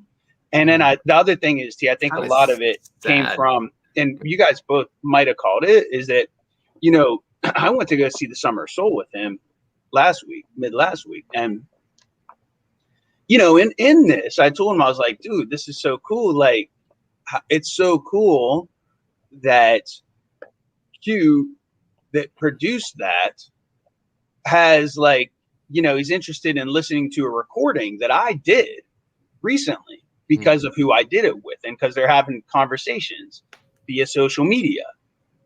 And by the way, he did listen to it. Nice. Did listen to it, and there's your Kevin Bacon. Got some feedback. But I think again, what you said, I think that was another trigger for him and his insecurities. Because as you said, T, it's like, I've been doing this all these years, and to have, like, who are you to have that? And he's never listened to what I produced, So there's no support there. It's a very Carl type of relationship. And I see it also in both of the musicians that we know. There's a lot of insecurities there, and a lot of, this is my thing, how dare you? And I actually told him, I said to him at one point, I was like, well, hold on a second. You were saying that I can't call myself a musician, or shouldn't do that, because you're comparing, because I don't have the accolades that you do. But I was like, compare me as a vocalist, like a vocalist musician. I said, first of all, second of all, here's a list of bands I've had, and, for lengths of time. And he tried to diminish the time. Then he was like, it has to be, you have to accept money. I was like, all these bands got paid rate. So where then? And he's like, no, it's still not enough. And I said, well, let me ask you a question. I said, would you consider my brother a musician? He's like, yeah, I would. And I said, why? Well, I probably have done just as many performances as he has. More. And, especially as a producer and a dude, more. Why? Why the fuck does he think me was one? I don't know, man. I mean, social media. Social media. Social media. Well, social media tells him you're a musician. Ching. Yep. I don't play an instrument. You know what I mean? Your vocal cords. You know what I mean. Yeah, I know what you mean. Here's something I wanted to say from earlier. What did I want to say from earlier? Both of those guys do that to me, and it's like because I'm like, how do you? Because I'm confident in, like, I'm really confident as a singer, and I, and it's like, in my estimation, I can sing better than you have a better range than both of them. You have a better range, yeah. So technically, but stylistically, I don't compare myself. Like, I think, and I was like, I praise both of them, but they're incapable of doing that to me. So I'm like, man, is this a good friendship? It's like, at what point is this not like, it's like with friends like this, you need enemies. And I'm like, man, I really need to like distance myself from this. And Nizam, so coming back to him, he said, Adam, he said, like, you yourself told me if you're the average of the 5 people you spend the most time with, then dude, I'd tell them to F off. And, regardless of history, it's like and I'm like, man, okay. I mean, you're right. I mean, in a sense. So it's like, there's that. Give that puppy a chewy. Oh. She that's wants a attention. hard one. No, give She it. brought it to bed. We've been working on it. We've been having a good time, and now she got the crazy eye. Well, Hey. she's tired as hell. I know. I know. Here's what I want to do. I'm going to get off here in a minute and, do the cuddling with her. But here's what I want to do. Adhawk. We're going to mind meld for a minute, okay? Do this. It's like, think of it like D&D and somebody else has to roll your dice. Okay. What does that mean? You have to do this? So, you don't have to do anything. You just need to be balanced. Okay. So you're connected to me, and I have my left. Close me off. Close my screen. Okay. I have my left hand in the rune rocks. Oh, yeah. Rune rocks. And you're connected to me, and you say stop or that one or whatever it is, and then I'll read you the Tao that you picked. Okay. How many times do we do it? Once? Mm-hmm. Okay. 3, 2, stop. Okay. You got the number 4. Not a number I would normally pick. So interesting. Not a number you would normally pick. It's cool. But I'm sure there'll be a great wisdom behind it because it is the Tao Te Ching. Here it comes. Yes. Tao is a whirling emptiness, yet when used, it cannot be exhausted. Out of this mysterious well flows everything in existence, blunting sharp edges, untangling knots, softening the glare, settling the dust. It evolves us all and makes the whole world one. Something is there, hidden in the deep, but I do not know whose it is. It came even before God. So what's the takeaway? So there's everything. There's everything. There's things that'll cut you. There's things that are soft. There is everything in the universe. The Tao is, I always like the yin and the yang. There's light and the dark. There is destruction. We're capable of everything as humans, creation and destruction. So Tao is a whirling emptiness, meaning there's nothing to it, and yet it cannot be exhausted. It's a never-ending well of possibilities. Its essence blunts sharp edges, untangles knots, softens glare, settles the dust, and evolves us all and makes the whole world one. So that is like the riddle. Well, that's the conflict. So to soften a sharp edge, you were attacked. So again, to soften is to realize that we are a bit of a bigger piece of something that has always existed and always will exist. And so these moments of sharpness are just a study of perception of within and without. Go ahead. When I picked your rock up, I made a mistake. When I picked it up, I turned it over and looked at the number, and the number was 4. But when I picked it up, the number coming up was 3. Would you like me to read 3 to you? Because that one. Well, it sounds like 4 was conflict. It was the acknowledgement of conflict and resolution of without. To release conflict is to realize that you are not above else. Conflict is conflict with else. It's duality. Conflict is duality. The whole thing was like resolution of duality. Yeah. 4 was all about resolution of duality. When praise is lavished upon the famous, the people contend and compete with one another. Oh, stop it, ding. Okay. When exotic goods are traded and treasured, the compulsion to steal is felt. Wow. When desires are constantly stimulated, people become disturbed and confused. Therefore, the wise person sets an example by emptying her mind, opening her heart, relaxing her ambitions, relinquishing her desires, cultivating her character. Having conquered her own cunning and cravings, she can't be manipulated by anyone. Do by not doing. Act with non-action. Allow order to arise of itself. Snap! Boom! Book drop. Yeah. Wazoo! Nailing it every time. Yay, Tao Te Ching. And thank you, Jeannie Jafar, for pulling that up. Good call. And thinking my love. about that. Man, Yeah, because that's everything awesome. we were talking about was everything you were saying was the way this particular interpretation of the Tao is written, which is on the one hand, I'm thinking like this, but then on the other hand, I'm like this, and that's when you really get some good resolve coming, is when you're able to even consider what the other side, possibilities of what the other side is. Perceiving. That's when you have the most resolve come. And on that, Hey, JM. yay! Good to see you.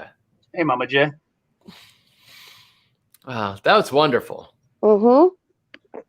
And also, I don't know how you guys started off talking about what you were talking about at the beginning of the whole conversation before I came in and before Adhawk was talking about his thing, but you were talking about like gender nonconformity and all that jazz.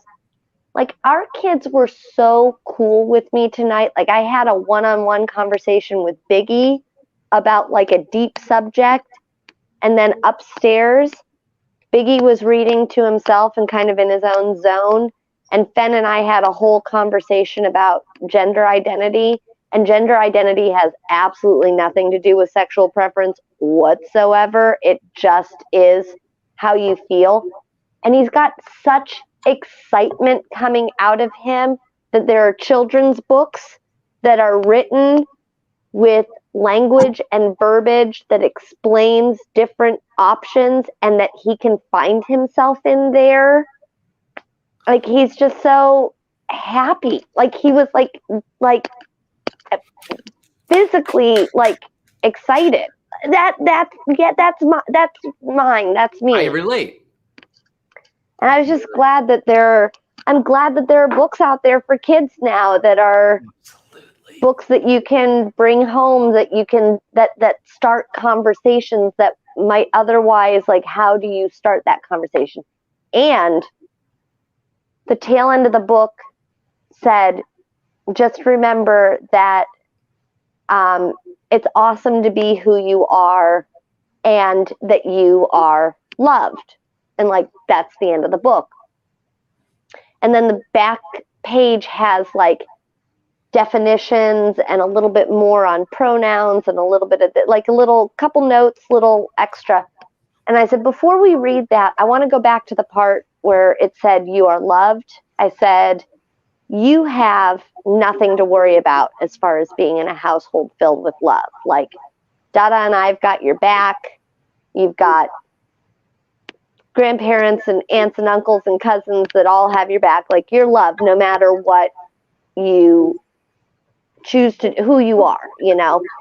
But not everyone has that household. And there are organizations that are set up to support children and adults who did not grow up with that love. Yeah. And I said to Fen, if She's you echoing Adhawk. meet What's up? Keep talking. people, Before.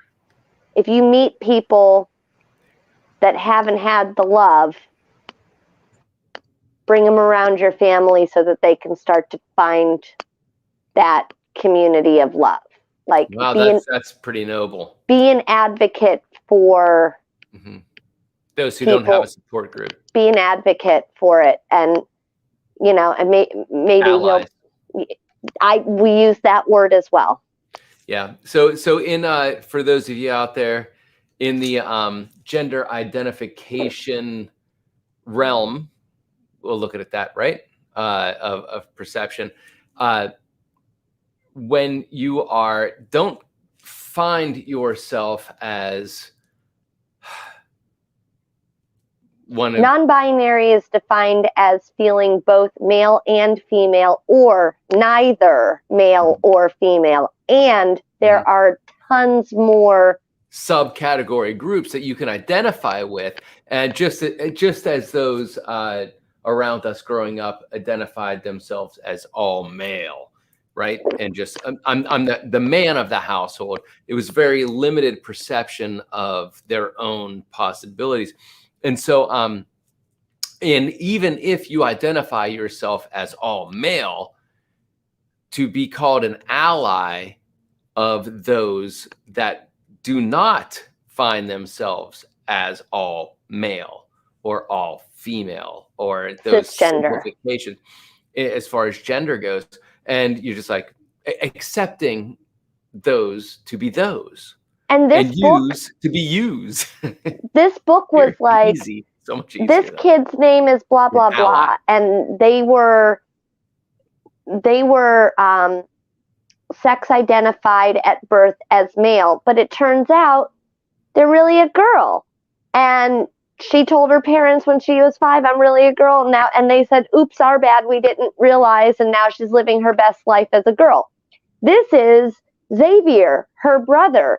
He's a cisgender boy because he was born a boy and he feels a boy and feels like a boy. And then it says, it's awesome to be transgender and cisgender. And it shows the little boy going, I feel like a boy. I love being a boy. And so it's like, it really is an all-inclusive, like, you don't have to start thinking to yourself like, oh God, do I have to come up with one now? No, it's just whatever you identify with. That's totally fine. That's totally great. And I think like everybody has to realize that this is a moment in time and human history as we're evolving out of tribal and pack mentality of security and in existence of do I have value in my community? And if I don't identify with my community, they will not see me as valuable, and I will have to live outside of the pack and have to find my own berries and hunt for myself and be destined to be eaten by nature. And this is total Desmond Morris, the human animal pack mentality, tribal mentality.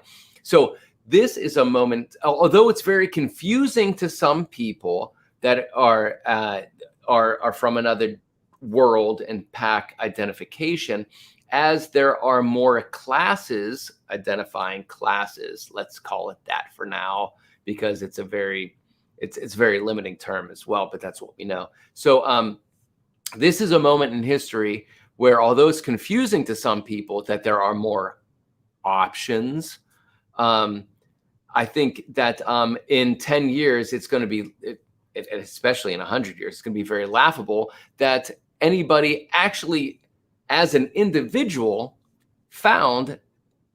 believed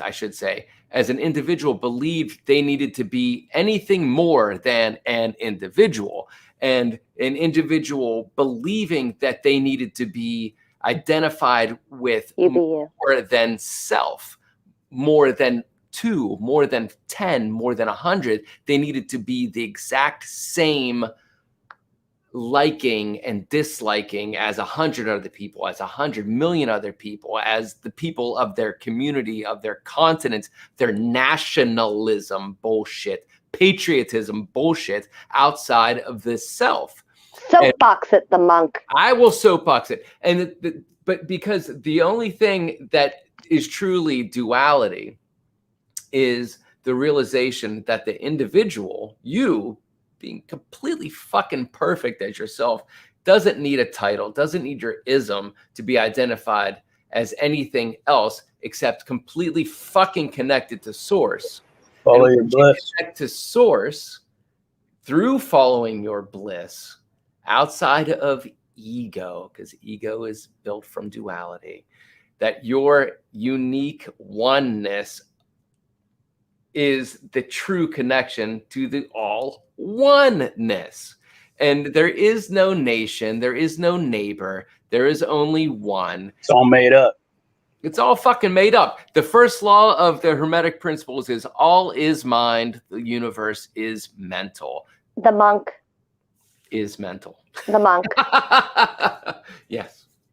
Do a little research and educate yourself a little bit on some of the terms. I really should, because these terminologies are coming up. If you're going to get on your soapbox and you're going to use platforms to preach and educate others, which I encourage you to do, watch what you're saying, because you're using words that aren't correct. And I don't want you to mistakenly offend people at the same time that you're trying to lift them up. So thank you so much. There's a children's book upstairs that I think you're going to totally dig. Right on. I appreciate it. I love you guys. I love you so much, Jeannie. I'll see you later. You. Cheers. Thanks, Jeannie. Stay strong, Adhawk. I'm curious as to what the correction was, because I didn't catch it. Classes. Right. I always and as it came up as class, I said it was a word that's from the past. Yep. That people can understand. Totally. Yeah, the word class comes from ancient Asia, actually. The class system. It's complete, and it had to do about monetary, what your role in society was. It's bullshit. Serfs. Yeah, the class system. So, all right. Good night, loves. Good night. Stay strong, Adhawk. Thank you. Yeah, we only have a few more minutes before three. Before we were signing out. Anyway, but yeah, thank you guys for the support, and that's why I was like, it was good, because I thought, when it was happening, I was like, man, T would never tell me this. You know what I mean? It's like, bullshit. The thing is, T would tell you it if I thought you were in a danger zone, but I wouldn't. Okay, fair, yeah. I mean, that's true. Mean? Not to say never, because I told Jeannie like this before in these forums. I would never. There's especially when I'm if I drink too much, or I get past that point, it's like I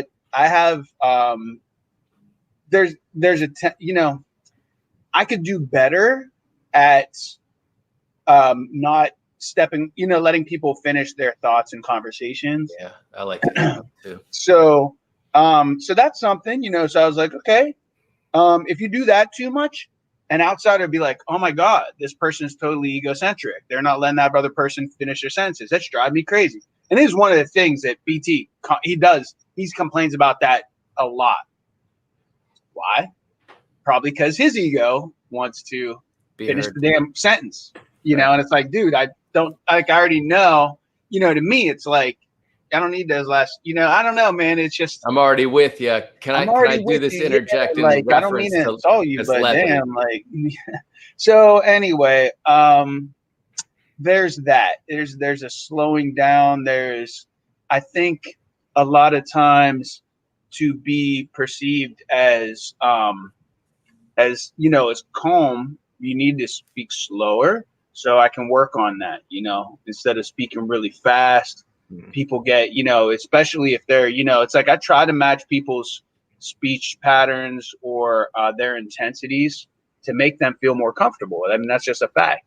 And so, but I don't always do it, especially in this big room, you know what I mean? Mm-hmm. So, we get excited, you talk faster and certain things. So, so there's things that can be worked on, and, we'll work on them. Yeah. I think that's good night. Love you so much. Love you, mama. Always good to see you. Always good to read you. Yeah, for sure. So anyway, that is what is up. Great conversation tonight. 159.47. A lot of topics. Great conversation. Very insightful. Great therapy. Great connection. Very honest. Very egoless in as far as studying where your perception of your now is and how it relates to everybody else's perception of their now. The universe is mind, all is mental. All things are conceived through duality because of limited perception. Once you start being open to your limitations, your perception becomes more connected. Period. We're all reflections of each other, and the conversations that we have are really, in that sense, then all become self-conversations. All pushed, it's self-pushed out. If you put that in Google, you'll find a lot of great research on the topic of self-pushed out. Really? Yep. Okay. Yeah. Like everybody, cool. and every situation you're in, everything you encounter are lessons to undo your limitations. It's yourself. It's a mirror world. Self-pushed out. Everyone you come in contact with, the 5 people you spend your time around, all of this is self-pushed out. Go to Brian Scott, Reality Revolution. He does a lot of great books on this topic. Cool, man. I'll definitely look those up. Thanks, T. Self-pushed out. Yep. All right. Love you, brother. I love you, Adhawk. Very much. Very much. That is our show for tonight. And enjoy the rest of your evening. And have a great rest of your week. Absolutely. That's always my mission. This is happening. So that'll be the last message there. Okay. In case you want to take the kids. Go. I don't know what you're up to this weekend. We'll talk later offline. Love you all. Remember Clubhouse, pop on there and find your groups. Maybe, I think there's a lot of opportunity to connect to other like minds. And, and surround yourself. I guess my message to everybody is to, surround yourself with other people that prop you up rather than tear you down. If there's somebody that perceives you to tear them down, then, really, if there's there's a point where you can help them or you can't, if they're open to it. If they're not open to becoming the best version of themselves, then you probably need to separate yourselves from them. I do believe that we are the average of who we spend the most time with mentally. The 5 people that we spend the most time with, you're the average of that. So be careful. Your mind is yours. So if you're not putting things into it that you want to, other people will put it in there. Easily. And if you accept it, if I would have accepted all those things, I would have felt really shitty about myself. If I would have believed them, but I had to say, no, it's not true. And it was about, and that wasn't fun, but we got through it. And I think we'll all be better people because of it. That is the hope. And this is it. That is the end of the broadcast. Much love. And we are going to roll now fuck off and go love yourself. We'll see you next week in the big room. See you in the big room, everybody. Bye-bye. Get out of here.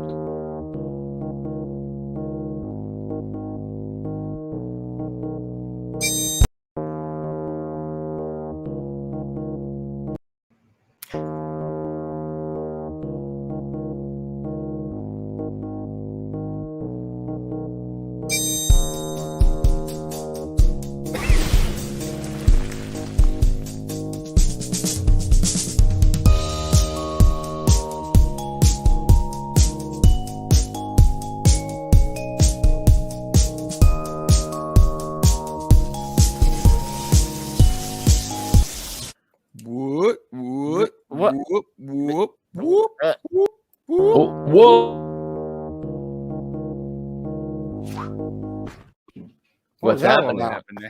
That was awkward. Where's your big summons Mayor McCheese? Summons the Queen of Mayor McCheese Town. What are you doing? What? Hey, please stop. Who's doing it? Hey! No. What? Genie fall.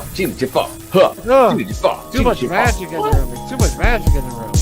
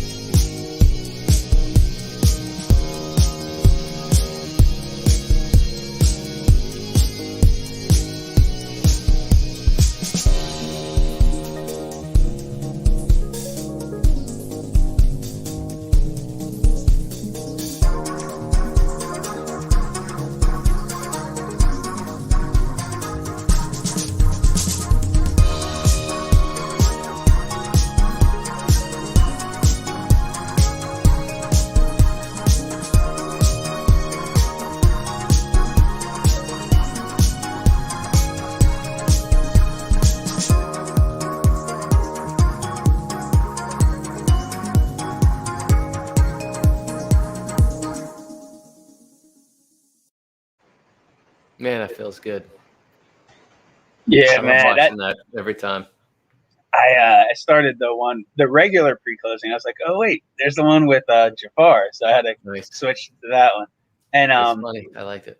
yeah, and it fit right in too with all the jump starts. glitchiness of that one. You Too could much almost magic. watch the intro of going into it and think it was still part of the actual closing. But Yeah. man, that picture of Genie Jafar in that with the headdress on, I know. that is such a like mystical, magical picture. It's all blurry in just the right way, and Yes.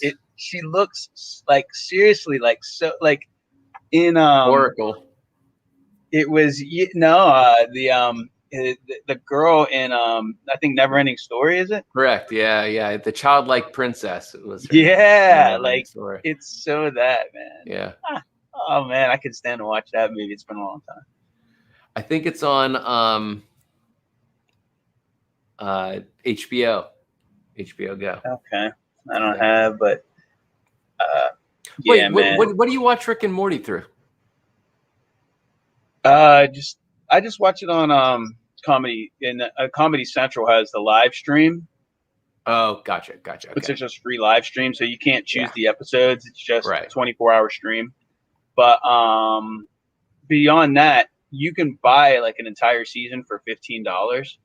So I was thinking it's like $3 per episode, and there's like 10, 12 episodes in a season. So I was like, meh, Right. I'll just buy those are so cool.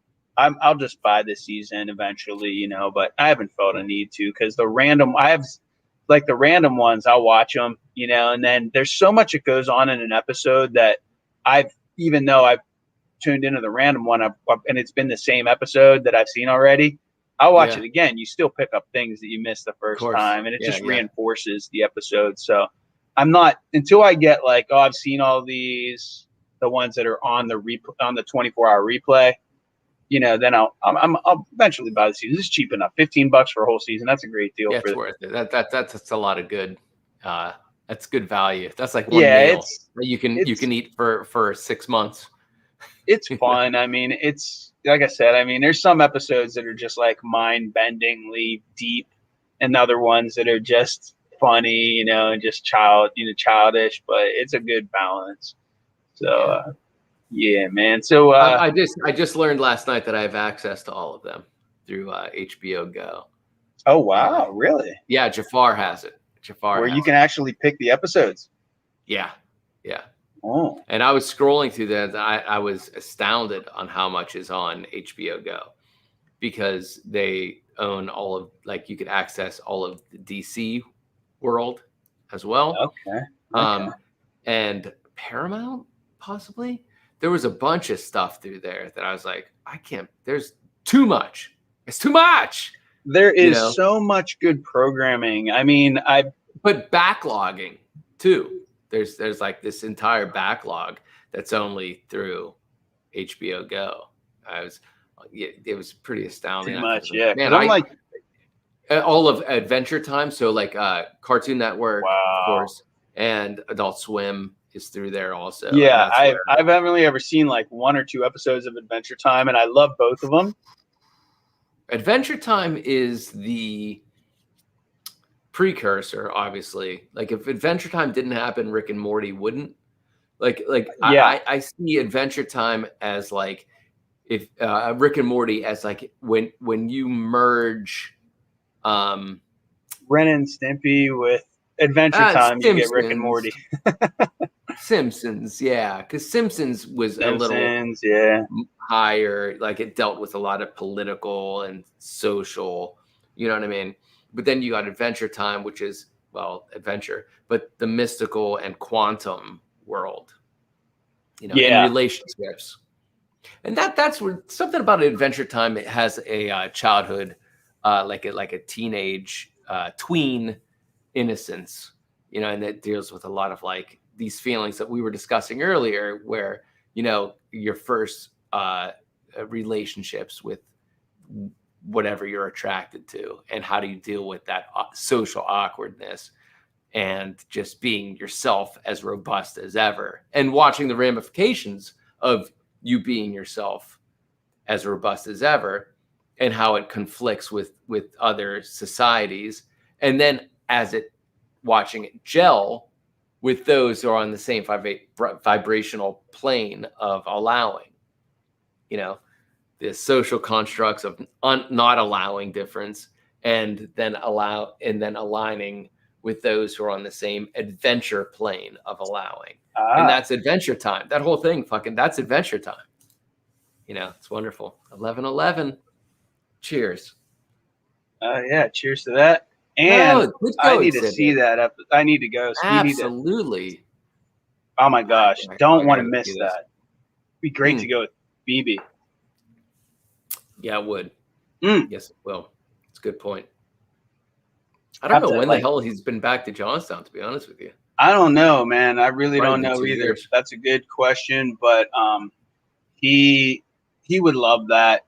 I know there's a life-size cardboard cutout of Spider-Man down there. It's like from the 50s or 60s, I guess the 60s, something like that, early 60s. I don't know what else is down there, but really, a fortune worth of original stuff. I bet. Oh yeah, it has to be. They got the inheritance. That's where it came back to. So it's pretty crazy. Fascinating. Yeah, for all of you out there, real quick, Steve Ditko was a co-creator with Stan Lee of the Spider-Man franchise, the story, the creators, and he's from our hometown initially, Johnstown, Pennsylvania. And he passed away, and the estate, a lot of his estate stuff, which I don't know how much he kept because he was a recluse, and he. I don't know. There was definitely a lot of kind of things. But he did have relationships, and family. So many of this stuff, people. Yeah, whatever did survive, it wasn't thrown away or destroyed. We're right. He seems like he would have been the type that would his nephew, right? Yeah, it would be his nephew. Yeah, we're good friends with his nephew, who's a brilliant artist. And the nephew's father, which is his brother, very, very nice, very cool guy. I don't see enough of him, but super nice guy. Helped out Voma in the early days because he's an architect, and he helped us with some measurements and some different things that he did pro bono. So shout out to him, and always appreciated. But man, it was Steve was the type of guy that would just throw stuff away. It'd be like, done with it. It's it is what it is. It doesn't matter to me. I don't know. There was a lot of weird angst things going on with collectors. Oh, okay. Other collectors. Okay, so it's not just because I said I don't know even what he would have kept. He was sitting on millions of dollars, but there was a lot of different issues going on there. So they never resolved. It's kind of a sad story, but anyway, you spoke with him on the phone for a hot minute. I did for it was, nothing came of it, but I gave it a shot to bring him back to Johnstown. Did you heard his voice? I did, man. I did. I was like, wish I would have somehow been able to record that conversation, right? Because it's just, to have a conversation, interact with somebody that's a legendary character, but at the same time, man, it's just like, I don't know. There's, you don't want to go overwhelmed with these things. It's cool, man. And it's a very cool connection. Very cool connection. Yeah. But in any case, what are you getting into tonight? You got some work behind you. I thought that commission piece would have had her in it as well. I thought it would have been a couples piece. I was surprised. So I'm surprised to see it's a solo piece. Yeah, it's a solo piece. It's for the bed. It's going to be hung above her bed. She commissioned it for above her bed. Okay.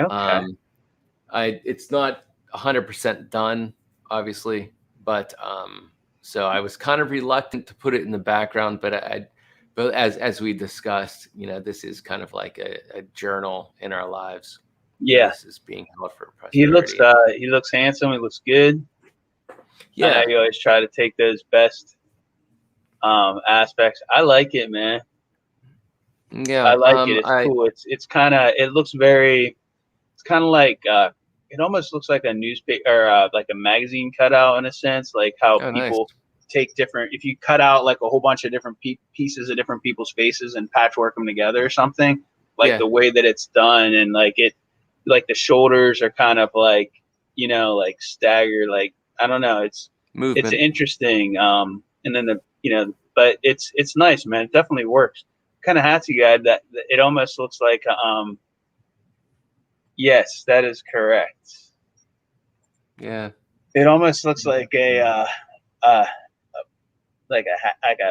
type of cop's hat or something, like a policeman's hat. I don't know, but he always was wearing some type of ball caps. But yeah, I like the colors. He looks very happy. He looks handsome. It looks very watercolory kind of thing, but it's very cool, man. It looks nice. I think she's gonna really like it. Cool. Yeah, thank you. Spend some more time with it. You can't really see it. You can't really see it the way it actually looks. All the different intricacies, and the. Pull it up to the screen. See, no, I can't move it right now because it's still it's locked in position. Oh yeah. I still have a projector set up. Okay. So I'll project.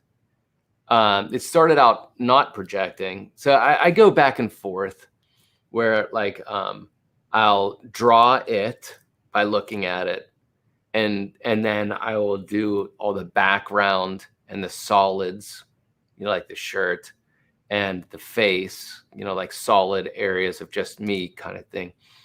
And then I will take the photograph that I was just staring at and project it and find it in that space, these negative patterns, you know what I mean? These color fields, and do the line work ish. And it's a very, the photograph that was given to me is a very candid photo. It's very blurry. It's very, it's but it must be one of her favorites. So you're capturing the essence of that. Correct. So nevertheless, this white actually above his head is it's iridescent. It's only because the light is catching it. I use some clear silver iridescence, which I did over top of it before I started coming in. Like his whole face was certain areas are iridescence. And so it'll catch the light and push and pull and do a halo kind of idea. This gentleman's passed, you're right. Oh, cool, man. So the only reason you can see I white right now is because there's a headlight on it. You know what I mean? Oh, really? Yeah, like it doesn't really show up until it's hit by light. Oh, yeah, wow, man. That's cool. That's awesome. The paint that I'm using love it. was given to me from a J.J. Abrams film, Super 8. So I have a bunch of these iridescent paints that we used for these little vibrational things that were used in it. There were a bunch of different silvers and metallics. Yeah, and, nice. They were gifted to me, and I used them in my paintings periodically. Oh man, that's nevertheless, great. Yeah. So anyway, it's nice. a push and pulls, and the reason why I can't move it and get closer, I could pick it up and do it. But no worries. Yeah, you'll see it great. or not we'll see it. See it whenever you photograph it. You have to photograph it with those things, with that, catching the light and different things, and see what's up. But it's a great piece. Yeah. So it's coming together. That's a 3 foot by 3 foot piece. All the paintings behind me right now are 3 feet by 3 feet. They're big, Dopey dope. Okay. So is that what you're getting into? Tonight? Not tonight. No. I'm trying to keep a very morning schedule. Working in film again. I wake up at 5:30 in the morning on Mondays and Tuesdays, and then work 12-hour days. So I'm trying to maintain this a bit and wake up with Rebecca on the rest of the days of the week, which is 6:30, 7 o'clock in the morning. And I work during the day or in the evening. Tonight I'm not going to work. So when I work long hour days now on Mondays and Tuesdays, Wednesday is kind of like take care of the house, do a little laundry, do grocery shopping, do everything outside of the house, and get my own schedule back.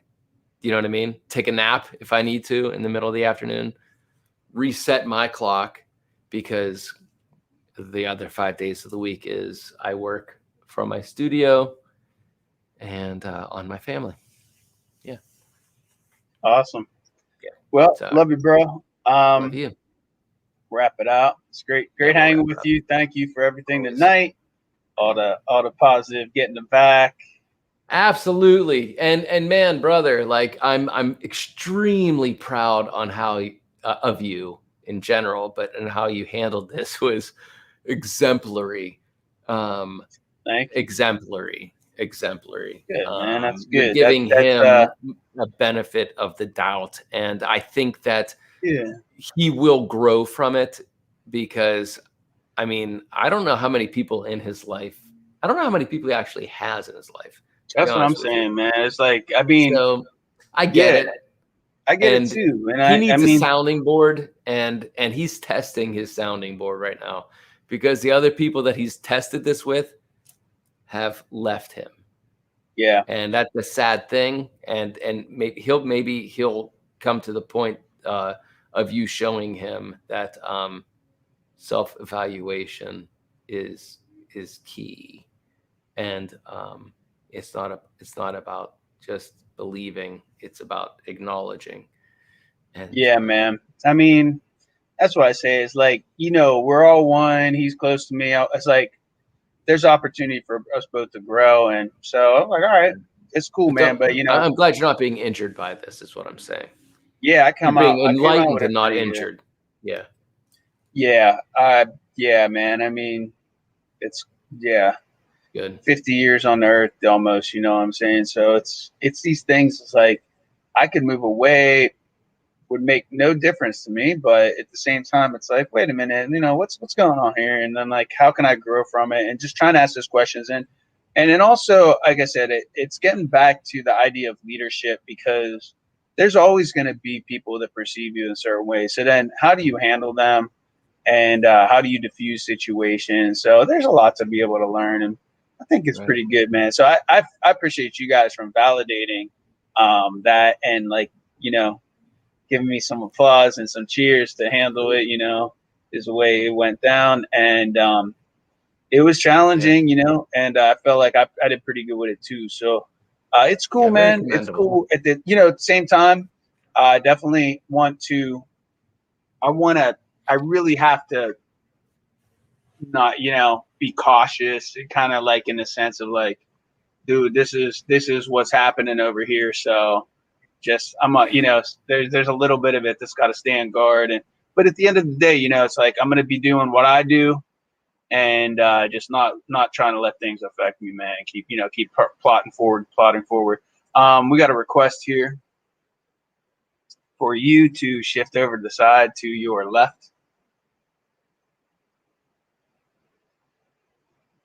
All right, there you go. You can also rewind this and watch it on replay. Yeah, it's true. Yeah, and you'll see it. You'll see it soon enough. When it's actually complete. But yeah. But I must admit, it's been flowing very nicely. There's about 3 days of like 4-hour sessions, and yeah, you have to align with it. There's a deep meditation that goes into it, and you got the respect. You got the respect, bro. So I'm trying to from all around. So yeah, great. Thanks. And well deserved. Love you, man. Thanks. One thing I want to say real quick though is I'm now learning how to reconnect to a lot of people. I closed myself off for some time because I did not know how to deal with growing up. I never really knew how to align myself with stronger energies or vibrational situations that I was in that I did not feel. I've always felt like an outsider because I didn't know how to speak my mind with strength. So I'm very happy that you have the ability to speak your mind with strength instead of just closing it off and walking away or saying, go fuck yourself and I don't need you, or fuck me, I need you. You know what I mean? And so I'm very proud of you. And I think there was a lot of that baiting from him to try to create that scenario of interdependence. Yeah. But I mean, he ain't gonna get it here. So it's one of those things where you're getting bullied, but you have to stand up to the bully. It's like, hey, you need me, you need me, you need me, and they're trying to convince you like you need them, and you're like, no, I don't. That might be better off without you. And then it's like, and then it comes around. So there's a lot of different things, but everybody has that demons that they're dealing with. You know what I'm saying? Absolutely. And then sometimes by exposing your weaknesses and acknowledging them, you do help yourself to overcome them. And it helps the other person to go, wow, that person just admitted something that I could never admit even to myself. Yes. Yeah. So I think that was the resolve of this one. So it's like, hey, I'm going to do me. This is it. And it's easy to say, this is who I am. I'm not changing, but it's like, well, okay. Yeah, no, I mean, you're not changing for anybody else except to be connected to source. Become my better self for me. Correct. Your higher self. Yeah. So it's cool, man. So it's all good. All right. Much love. Thanks. Thank you so much, Adhawk. Great being with you as always. Yeah. Thanks, family, for being here. Thanks for love caring. Love y'all. Love all of you. And all of you in your now, whenever you are watching this in the future, your now. Thanks for observing possibilities. Yeah. Hope you get something from it. We'll see you again in the big room every Wednesday night, 9 to 11, ? Much love. Until then, go off, live your life, appreciate yourself, period.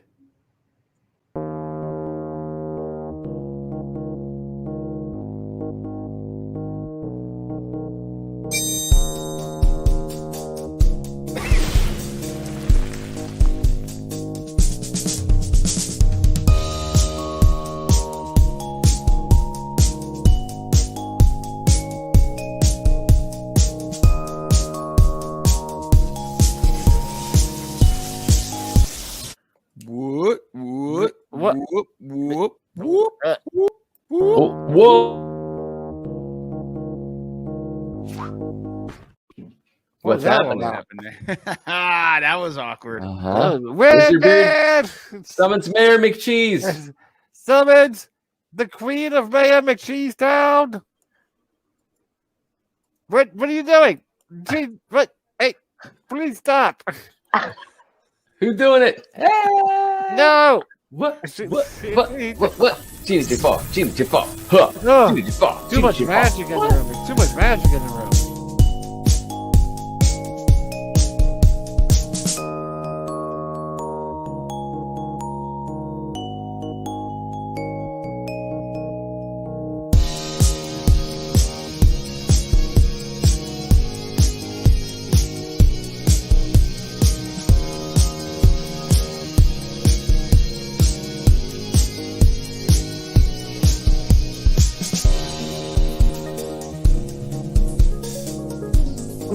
Too. Wizard Man summons across the pond.